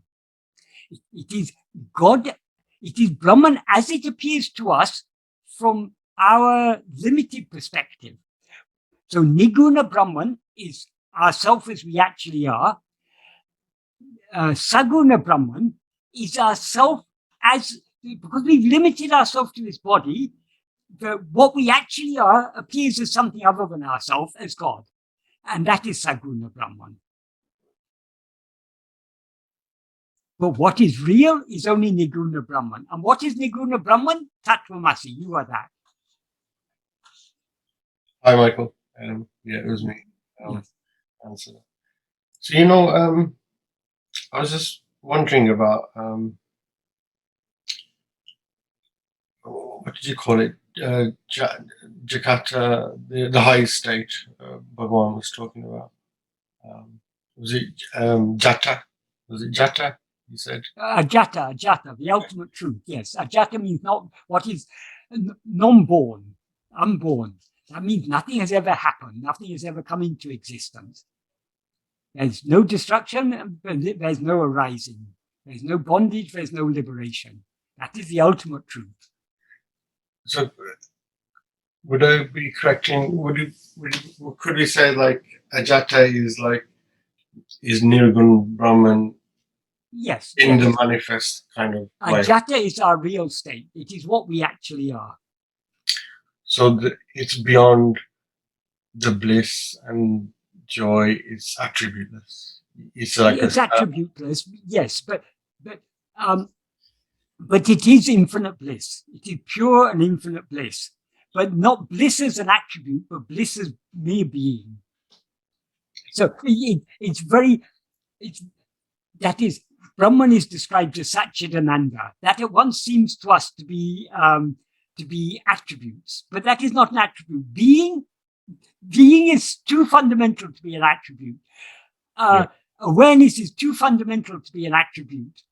And Ananda, happiness, is the very nature of being an awareness. So the words, that is, it cannot be pointed out in words. The words are just the indicators.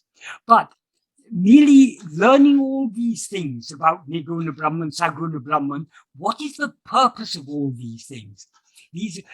What is important is, what is Brahman? You are that. So in order to know Brahman, you have to know yourself. So that's why Bhagavan always puts emphasis on knowing ourselves. Bhagavan does talk about Brahman, but he doesn't talk about Brahman much. Because as soon as we talk about Brahman, it seems to be something other than ourselves. Or Brahman is something very big.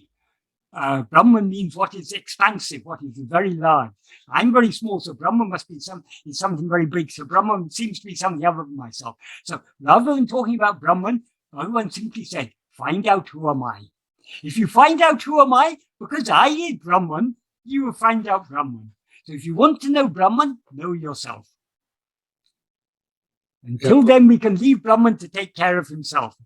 We should take care of ourselves by investigating ourselves. It's just so, you know, like I heard, the other thing was I heard, I think it was Nissa Gata,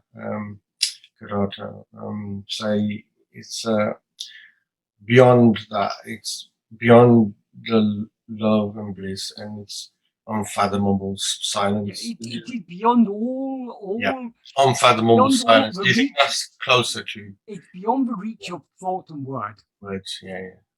But it is you. You are that. So even thinking of something, as soon as we begin to think, oh, it's beyond thought and word, it seems to be something unreachable.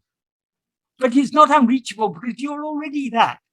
So all we need to, that's why Bhagavan emphasized the practice so much. Hold on to I am. Everything will become clear. Because I am alone is real. Everything else is unreal. I am is Sat. I am is Chit. I am is Ananda. I am is Anbu, pure love, Priyam. So that's all we need. Just hold on to I am. Nothing else is required. Okay, thanks, man. All other teachings are only to point us back to I am. Yeah, I was just wondering because, like, as well, like, I think, I don't know if I understood it correctly, but I think in Be As You Are, I thought Bhagavan might have referred to it as one of the states of samadhi, where he said, you have. Bhagavan wasn't interested in samadhi. No. So any samadhi, if samadhi is a state that comes and goes, it's not real. That's why Bhagavan said the only real samadhi is sahaja samadhi. Sahaja means natural. It is what is ever shining. What is sahaja samadhi? That which is shining in your heart as I is sahaja samadhi. So Bhagavan's focus was always on I. Who am I? Because we don't need to know anything else. All we need to know is to know what is this I. How can we know what is I? Only by turning within and attending to it. So all other teachings are only serving the purpose of pointing back at I. Mm-hmm. So if you've understood that much, you need not understand anything more. Just hold on to I. As Bhagavan said to Akilanda Maya, be without leaving yourself. That is the whole essence of Bhagavan's teachings. Yeah, finally, one more question as follows. Bhagavan says all Vishaya Vasanas must be finished before the final stage or something. Like before the no, it's not. That's not quite the right way of putting it. Because if we think we have to destroy all Vishaya Vasanas, there'll be no end to it. Because it's the very nature of ego to have Vishaya Vasanas. So long as our Vishaya Vasanas are strong, we are unwilling to surrender ourselves. So in order to surrender ourselves, we need to weaken our Vishaya Vasanas to a considerable extent.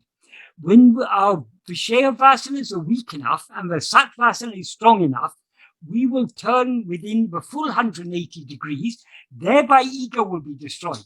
Only when ego is destroyed are all vasanas destroyed. So vasanakshaya, the destruction of vasanas, is another name for destruction of ego. But which has to be destroyed first? Ego has to be destroyed, because without destroying ego, so long as there is the root, the leaves and branches will continue sprouting. So it's the root. Our aim is to cut the root. But in order to cut the root, we need to weaken our Vishaya Vasanas. How to cut the root and how to weaken the Vishaya Vasana? By clinging to I am, we are thereby weakening the Vasanas, and eventually we will just destroy I am. So this path is a one-step process, holding on to I am. That is the path from the beginning till the end. That's all we need to understand. Yeah, okay. And yeah, I'll leave it at that. Thanks. Yeah, yes. So just hold on to I am. Everything else will become clear. Okay. And the more we hold on to I am, the more other questions will lose their interest. They'll no longer concern us. Because the whole purpose of all of these teachings, the whole purpose of a vast ocean of Vedanta sastras and commentaries and everything, ultimately they're all pointing back to that. They're all summarized in the 4 Mahavakyas, which are summarized in the 1 Mahavakya, Tattvamasi. You are that. Since you are that, what must you do? Hold on to yourself. That's all that we need to understand. That's what it's all pointing at ultimately. So self-attentiveness, that is the import of the whole of Vedanta. Being self-attentive, holding on to I am. So the vasanas can still be there, and you can still... But vasanas will drop off to the extent to which you hold on to I am. Okay. And they will be eventually destroyed when ego is destroyed, by merging back into I am. So hypothetically, I was just thinking, if the ego was destroyed or something, and they reach jhana stage. If ego is destroyed, who is there to reach anything? Mm-hmm. So okay, say if there's just the self, and somebody hypothetically did attained jnana, yes. And then What is called the attainment of jnana is nothing but destruction of ego. There's no need left then to attain jnana. So there's no way a vasana can arise then. No, because there's no one to whom it could arise. All vasanas, vasanas means inclinations. Who is inclined? It is ego that is inclined to attend to Vishayas. So it doesn't matter what the body does thereon, there's no way they can come out of it. For whom is the body? It's only for ego. That is when ego is dissolved, everything is dissolved along with it. Because everything depends for its seeming existence. Everything exists only in the view of body. Only in the view of ego. Even the body exists only in the view of ego. The vasanas exist in the view of ego. Everything exists in the view of ego. We get rid of ego, we get rid of everything. Okay, thanks, man. Right. Okay, so next one. I think you may have heard this one before. I'm constantly distracted by vasanas. Is this expected during the beginning of practice? Anonymous. We are all constantly distracted by vasanas. That is why the practice is necessary. That is the very nature of vasanas. Vasanas are our inclination to attend to other things. So they will be constantly distracting us. How to overcome the vasanas? Only by trying more and more to cling to I am. The more we cling to ourselves, the more we hold on to self-attentiveness, the weaker the vasanas will become. There is no other way. So, okay, now the next one. Should we ask Ash to ask his question? His hand's been up for quite a while. Yeah, okay, yeah. And then after that, we've got Steve after that. Okay. So that's, yeah. Okay. Ash? Hello, Michael. Hello. Thank you, Michael, for all you do to help us understand Bhagavan's teachings. What I've done is I have, just to make my question concise and precise, I have just noted it down. So I wanted to share what helps me in the practice, and hopefully it is correct. Most of us find it really difficult to understand what it means to turn within, as you say, that words are pointers that cannot adequately explain the practice, and each of us needs to find the way around our own home. Even though the self is ever present and we all know that we exist, it is difficult, really difficult, to isolate the very subtle self from the gross adjuncts. What I usually do when I practice is close my eyes to minimize the sensory inputs and then try to exclude from awareness thoughts, memories, sensations, emotions, etc., somewhat like neti-neti, and look for what remains. That is, what sense exists without all of this? How do I know that I still exist independent of all this? And I find what remains is a subtle sense of existence, awareness, I am, without anything else. I then try to stay with the sense of self as long as possible, which is not very long, so I continue on the same method again and again. So what do you think? Am I on the right track? That may be useful as an exercise at first, but we need to go deeper. That is you say you close your eyes to shut out the sensory inputs, and you try to shut out everything and try to see what remains. But without shutting out anything, are you not aware that you are? We need not shut out anything. What we need to do is just hold on to ourselves, hold on to self-attentiveness, hold on to I am. That is clearly, we need to recognize that we are clearly aware of our own existence, even when there are sensory inputs. Because who is seeing this? Who is hearing this? Who is tasting this? Who is feeling this? Who is smelling this? I am. So I is there as adhisthana, the basis of all experience. There cannot be any experience without an experiencer. So instead of concerning yourself with shutting out the experiences, just hold on to the experiencer. To the extent we hold on to the experiences will drop off. And eventually the experiencer itself will merge back into its source. So long as we think it's necessary to shut out sensory inputs, to shut out things, we are overlooking the fact that we are ever present there. Why do you need to shut out anything? Whether the senses are functioning or not, you're aware of your own existence. So don't be concerned about sights, sounds, tastes, touches, all tactile sensation. Don't be concerned about the five senses. Don't be concerned about thoughts. Don't be concerned about feeling. Don't be concerned about anything. Be concerned only to hold on to I am. Very true, Michael. Yes, I understand that. Like, we always know we exist. Yes, I know that. But it becomes in the day-to-day, living. It's so hard to isolate, even though you know you exist. Yes. But there's nothing that you can like focus on as a self, independent of anything else. And I also see, like, don't worry about anything else. Just worry about focusing on yourself.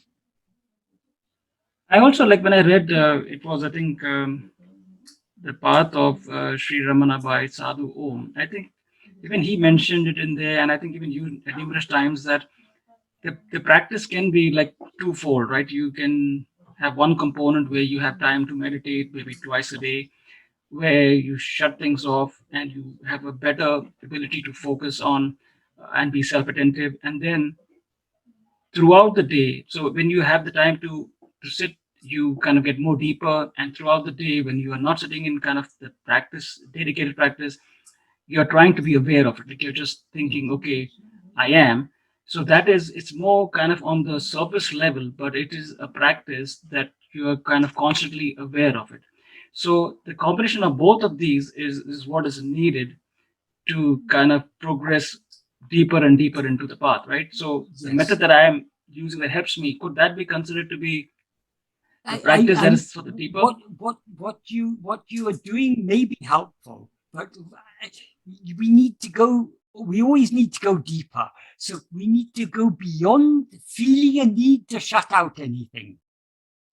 Because whether other things are there or not, we are ever present. So we need to hold on to ourselves. Regarding these two, I don't know how to describe it, these two approaches to the practice, there's no hard and fast dividing line between them. That is, throughout the day, we should be trying to hold on to self-attentiveness to some extent. But here and there throughout the day, a few moments here, a few moments there, we can be free of other distractions and turn within deeper. So it's just a matter of degree. So that is in the midst of our activities, we are able to hold on to the self-attentiveness only to a certain extent. When we are free from other activities, we seem to be able to go deeper within. So it seems as if it's two, but actually it's just a matter of degree, of the degree to which we go within. But in either case, it's not necessary to shut out anything, because as soon as we try to shut out things, our attention is on that. That is, supposing you go to Bhagavan for some medicine, Bhagavan gives you a medicine and says, take this medicine, but whenever you take this medicine, be careful not to think of a monkey. Every time you want to take the medicine, you'll think of a monkey. So you're trying to shut out things is itself giving reality to those things. None of these things that you're trying to shut out are real. So why should you shut them out? What is real is only I am. Hold on to I am, and those things are automatically shut out by themselves. To the extent to which we turn our attention within, to that extent, we are excluding everything else. But if we try to exclude other things, our attention is on those other things that we're trying to exclude. That's why I'm not. That's why I said at the beginning of this answer, what you're doing may be a useful exercise at first to try to get familiar with what it is to be self-attentive. But you have to go beyond that. You have to go beyond the idea that you've got to shut out anything. Whatever appears should remind you of yourself, because to whom does it appear? It appears only to you. And that's why Bhagavan said, what's it matter however many thoughts appear? When Bhagavan says, what's it matter however many thoughts appear, by thoughts, he means phenomena of all kinds, because according to Bhagavan, this whole world is nothing but thoughts. So all perceptions, all memories, everything is only thoughts. So doesn't matter what appears. To whom does it appear? We want to turn our attention back to ourselves. Very true, Michael. Very true. The thing is that I am so far off, right? So holding on to myself is you're so far difficult. off from where? I am far off from exactly. I know it's a circular thing, right? I mean, we always know we exist, but yet we find it so hard to kind of to hold on to it. So the thing is, right now this is the point. Why does it seem hard to hold on to it? Because of our love for other things. Not because of other things, because of our lack of love. The problem lies not in the other things, it lies only in us. Because we've got more liking to attend to other things than we have to attend to ourselves. So this seems to be difficult. So we cannot overcome that liking to attend to other things by trying to shut other things out. We can overcome that liking to attend to other things only by trying to hold on to ourselves. The more we hold on to ourselves, the more our liking to hold on to ourselves will increase, and the liking to attend to other things will drop off. Yes, I understand that. And that point that you mentioned also, I read that and also in Sadhu Om's book, where he says, right, the best way not to think about something, or the monkey, is to think about the elephant when you're having the medicine, right? Exactly. So I understand that. So this method what is the monkey and what is the elephant? The monkey is all other thoughts. Yes. The elephant is the first thought I. Hold on to that first thought I, and the other thoughts will take care of themselves. We need not be, when Bhagavan said very clearly in the 6th paragraph, however many thoughts arise, so what? So Bhagavan doesn't want us to be concerned about thoughts. If we're trying to shut out thoughts, that's yoga. Yoga's chitti vritti nirodha. Our aim isn't to shut out thoughts. Our aim is to find out to whom do thoughts appear. I get that, Michael. So that what I explained is I only use it to the point where I remove everything, and then once the awareness of existence is kind of isolated, that's where I stay.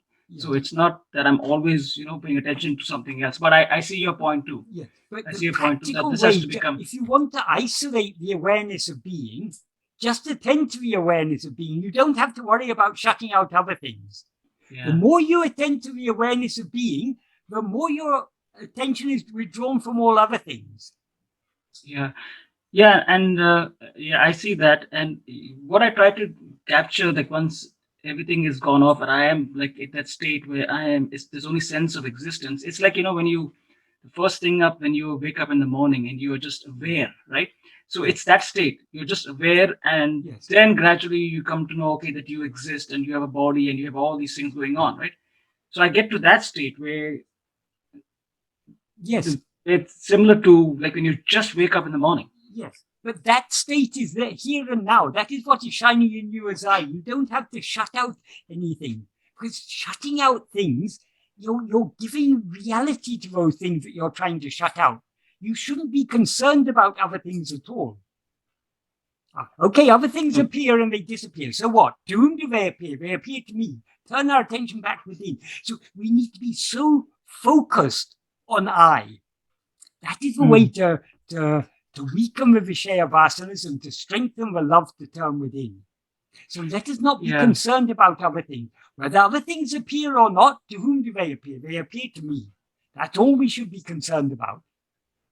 Yeah, I think so. Otherwise, So if we are trying to shut out things, it can lead to layer. Our aim is not layer. Our aim is to know what we actually are. very true. And I think, just the earnestness of trying to do this, as I think one of your devotees said in one of the videos I saw, he said, ultimately when you try, you have to pray to Bhagavan because it's his path. He has to guide you because otherwise it's a hopeless state. You try and you try and you try and you try and you feel hopeless. And, because in my own case, I have progressed, I think, a little bit here and there, but without Bhagavan, I could not have. So I think he does step in and then he tries to clarify things and through his grace. Yeah. The efficacy of prayer is that is, as Bhagavan said, bhakti is the mother of jnana. So it's that liking, that longing. Why do we pray? Because we want that. But we shouldn't allow us. I mean, prayer is very useful. But what are we praying for? Ultimately, what we're praying to Bhagavan for is give me the love to attend to I. So we shouldn't just be asking for that love. We should be trying to put that into practice by holding on to I. Yeah, actually, that's where the earnestness comes in, right? The earnestness. You try. You can't get it, and then I think he helps.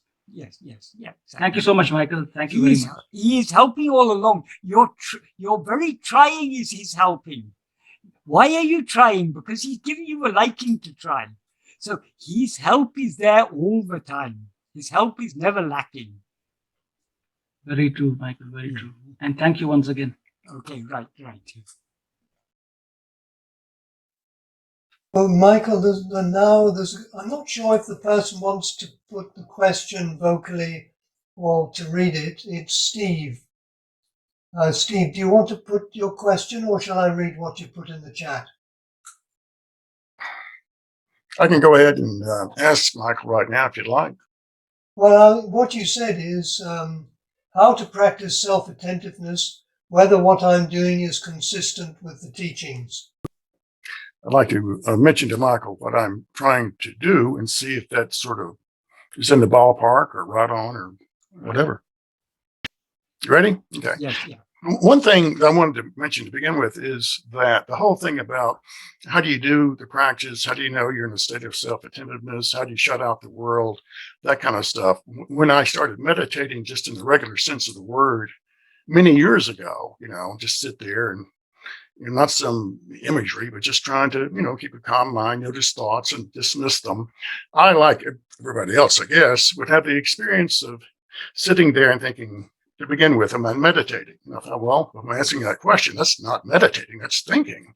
And I would start feeling like maybe this is it. And I would be in this state for a few seconds or a minute or two. And then I found myself submerged in thought, captured, taken away, lost in reverie. And then I'd notice it and snap back. And I kept doing that day after day, year after year. And the periods in which I would remain in what I believe to have been almost like self-attentiveness, but not in the way we're talking about, it became longer. And when I started getting into these kinds of teachings, I sort of applied the same thing. It's like, am I really, that's what we're talking about. How do you know when you're in that state? And you said there's pointers, there's all kinds of different guidance and so forth. But it's like, I guess 40 years later, I'm still not sure, was I really meditating then? But I sort of got, like riding a bicycle, I sort of got the hang of it. And with self-attentiveness, what I started doing was just wondering, is this it? And I tried, don't think, I know not to do these things, but how do I know if I'm there? And it's like, I don't know if actually it happened or not, but my feeling is that I almost accidentally stumbled because I kept trying over and over, day after day, month after month, year after year, to try to touch that state of self-attentiveness. And it's like, I feel like several years ago, I kind of accidentally stumbled upon almost the right combination of attention and affection and so forth. No thoughts. It's like, and I kind of know, I think, when I'm in that state, and then I try to stay in that state as long as I can, like someone mentioned a while ago. And like, I read this book 10 years ago, in which he talks about, he's a disciple of Ramana Maharshi. He mentioned that at a certain point, you develop a way of being in the state most of the time. You develop no matter what you're doing, you develop a current of self-attentiveness that kind of varies and so forth. As you do it more and more, you are able to stay in it longer and longer. You recognize you stay in it, and then you could be in a war and have a certain level of it compared to just sitting in a cave and having it maybe come to you more easily. And then at a certain point, it gets you get traction, you get launched, and you're in free flight. And, you're sort of there all the time, no matter what you're doing. Kind of like Ramana Maharshi reading the newspaper. Well, that's okay. He's kind of there. So I just wanted to mention, do you have any thoughts or feelings about that, or, feedback about it? It's because it's very difficult to express this in words. It's very difficult for me, when you describe your experience, it's very difficult for me to assess it, because I know the difficulty of expressing this in words. What we need to be very clearly aware of is what we are trying to hold on to is that which is ever present. That which is ever present is only ourself. So any experience that comes and goes is not what we're trying to hold on to. Experiences appear to whom? To me. So we try to hold on to that me, that I, more and more. When we are, it cannot be expressed in words, because words all talk about objects, about duality. We are trying to do, what we are trying to do is to hold on to that which underlies all duality, that fundamental aware. Now we're aware of many things, but one underlying awareness, one fundamental awareness, is that awareness of our own existence, I am. That is what we are trying to hold on to. And that is constant. Whether we are attending to it or not, it is ever present there. So thoughts may come and go, all sorts of things may come and go. We try to hold on to that which is constant, that which is permanent. Are we holding on to it? Yes, if we are aware of our own existence, we are holding on to it to a certain extent. We just need to continue holding on to that and let it get deeper and deeper and deeper. Does that help at all or not? Yeah, that's kind of what I thought. I thought about maybe not asking that question because I thought that there would be no answer, you did, but it's like, okay, now I know how to fine tune this. It's not, that's not it. Let me ask you a follow-up question though, that's related to that. Yes. We've talked about how you don't need to shut out the world and so forth, which I understand that, but sometimes the more you invite the world in, you meet certain people, certain things happen, you get involved in causes, you want to save the whales, you like chocolate or something. But if you don't invite the world in, you're kind of shutting it out. Then you don't have to deal with the things that go along with it. It's like you mentioned about the chocolate. If you don't eat the chocolate, just don't think about it. But as soon as you get in the car, go down, pick up the chocolate, it's harder to resist then.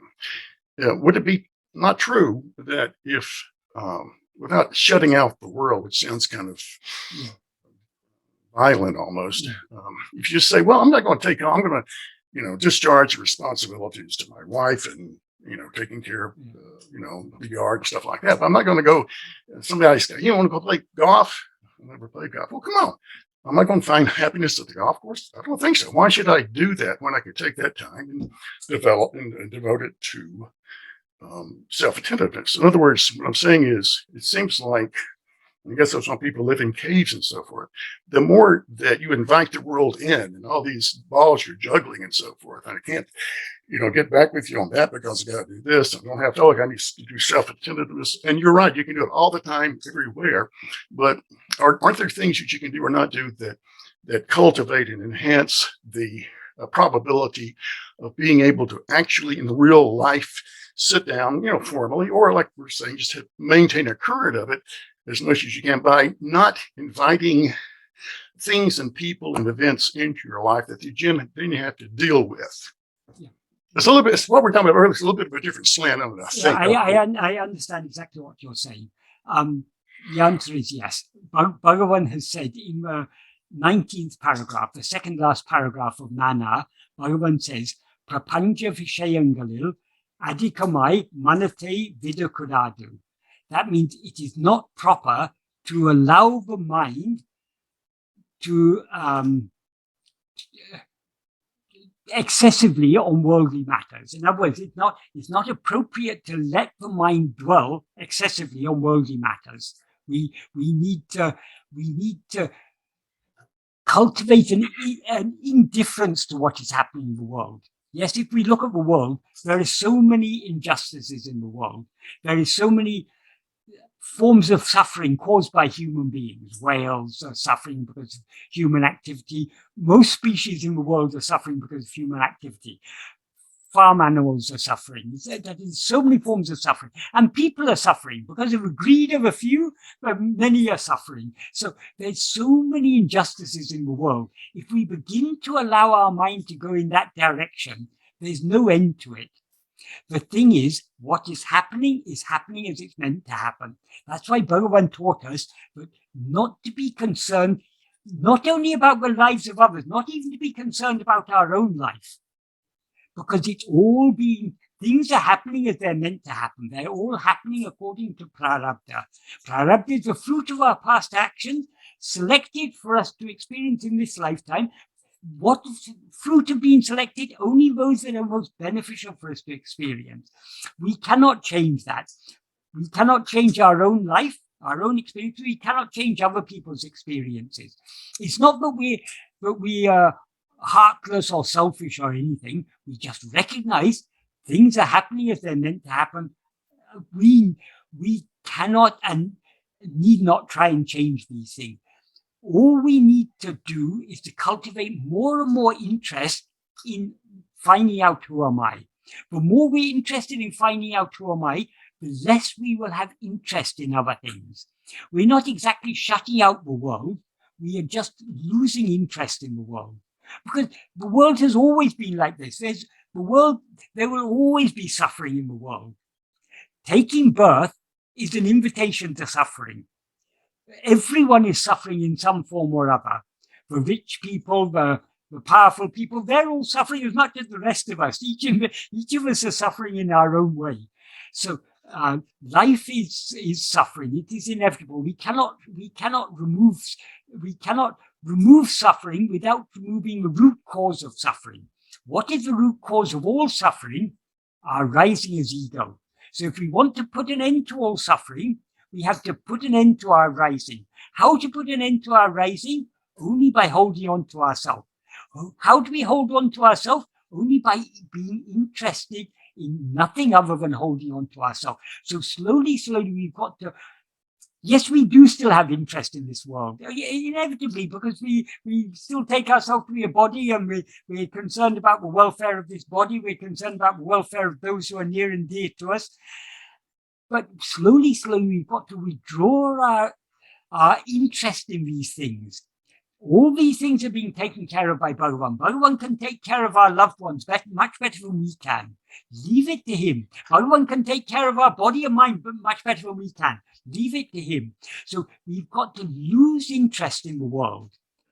And by gaining interest in ourselves, in knowing who am I. So it's a matter of withdrawing our interest, our concern from other things, and being concerned only to know who am I. Because only when we know who am I can we eradicate ego and thereby eradicate all suffering for ourselves and all others.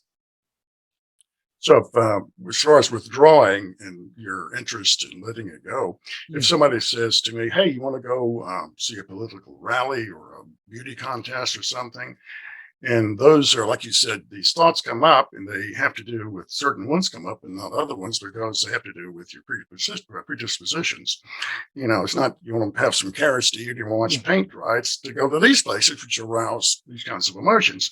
If I say, yeah, let's go to the beauty contest. I go there and see these, you know, beautiful women and everything. I start thinking about that.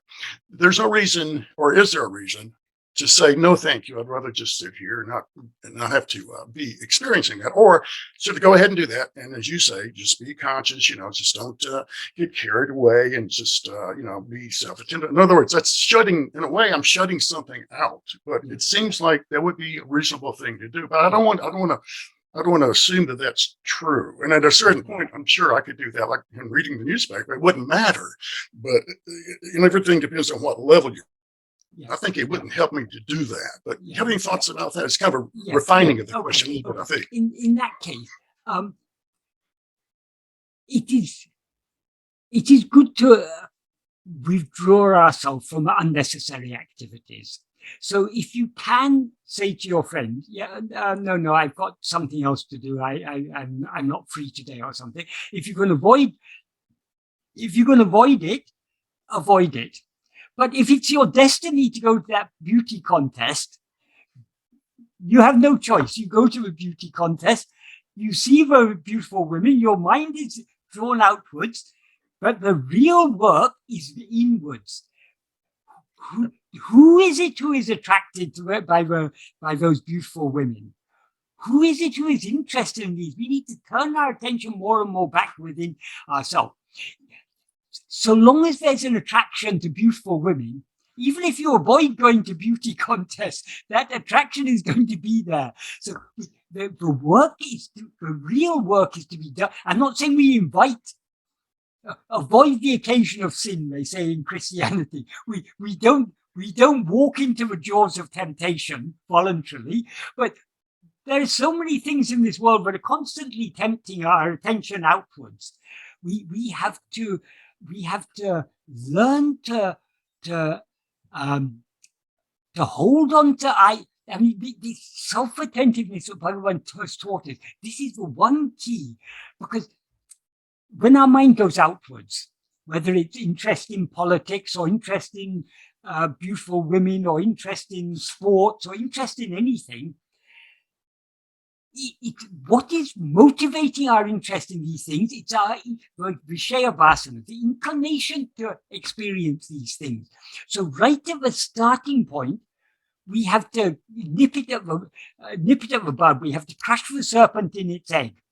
And the most effective way to do so is by holding on to I am. The more we hold on to I am, the less we are allowing ourselves to be swayed by the Vishaya Vasanas, so the Vishaya Vasanas become weaker. It doesn't mean that the attraction to these things is going to drop off all of a sudden, but the attraction will become weaker and weaker as time goes on. We know it stems, that particular thought that gets you going on that trail, depends upon the predisposition or whatever. And you mentioned nip it in the bud. So the guy calls up and I say, well, I don't know who's going to be there. Oh, that's kind of good. And I start embracing that compared to nipping in the bud. It's like, I think, and this has to do with my desire, which, I guess desire is simply the fixation of the mind on an idea. I want to turn it away. I want to get it out of that rut. I want to live like I want to live, not what some thought or mind is telling me to do. So it seems like the first step in what you're doing is, you said, don't invite trouble. So just to say, no, I don't want to do that. Knowing that if I said yes, I'd have a harder fight to fight later while trying to do what you're talking about. Like I'm lazy. I want to make it as easy as I can to do this most difficult thing in the world to do. Okay, I just want to I want to tease that out a little bit. So if the guy calls today, I'll know what to say. But if it is your destiny to go to a political rally or to go to a beauty contest, you cannot avoid it. But when it happens, you can return your attention within.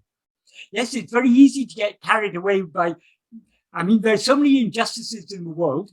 We all tend to have an interest in politics, either for our own self-interest or for the interest of others. Likewise, because we take the body to be I, we all tend to have interest in because we're males, we take interest, we tend to have an attraction towards female. All this is, it's all just the nature of the mind. But we are trying to wean our mind off its interest in all these things.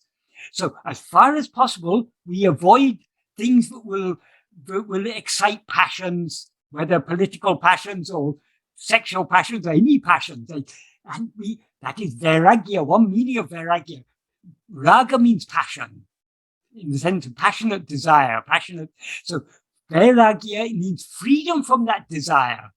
So by turning our attention more and more within, by trying to hold on to I am, whatever may be happening outside, we are strengthening the vairagya and the bhakti, and we are weakening the inclination to go outwards.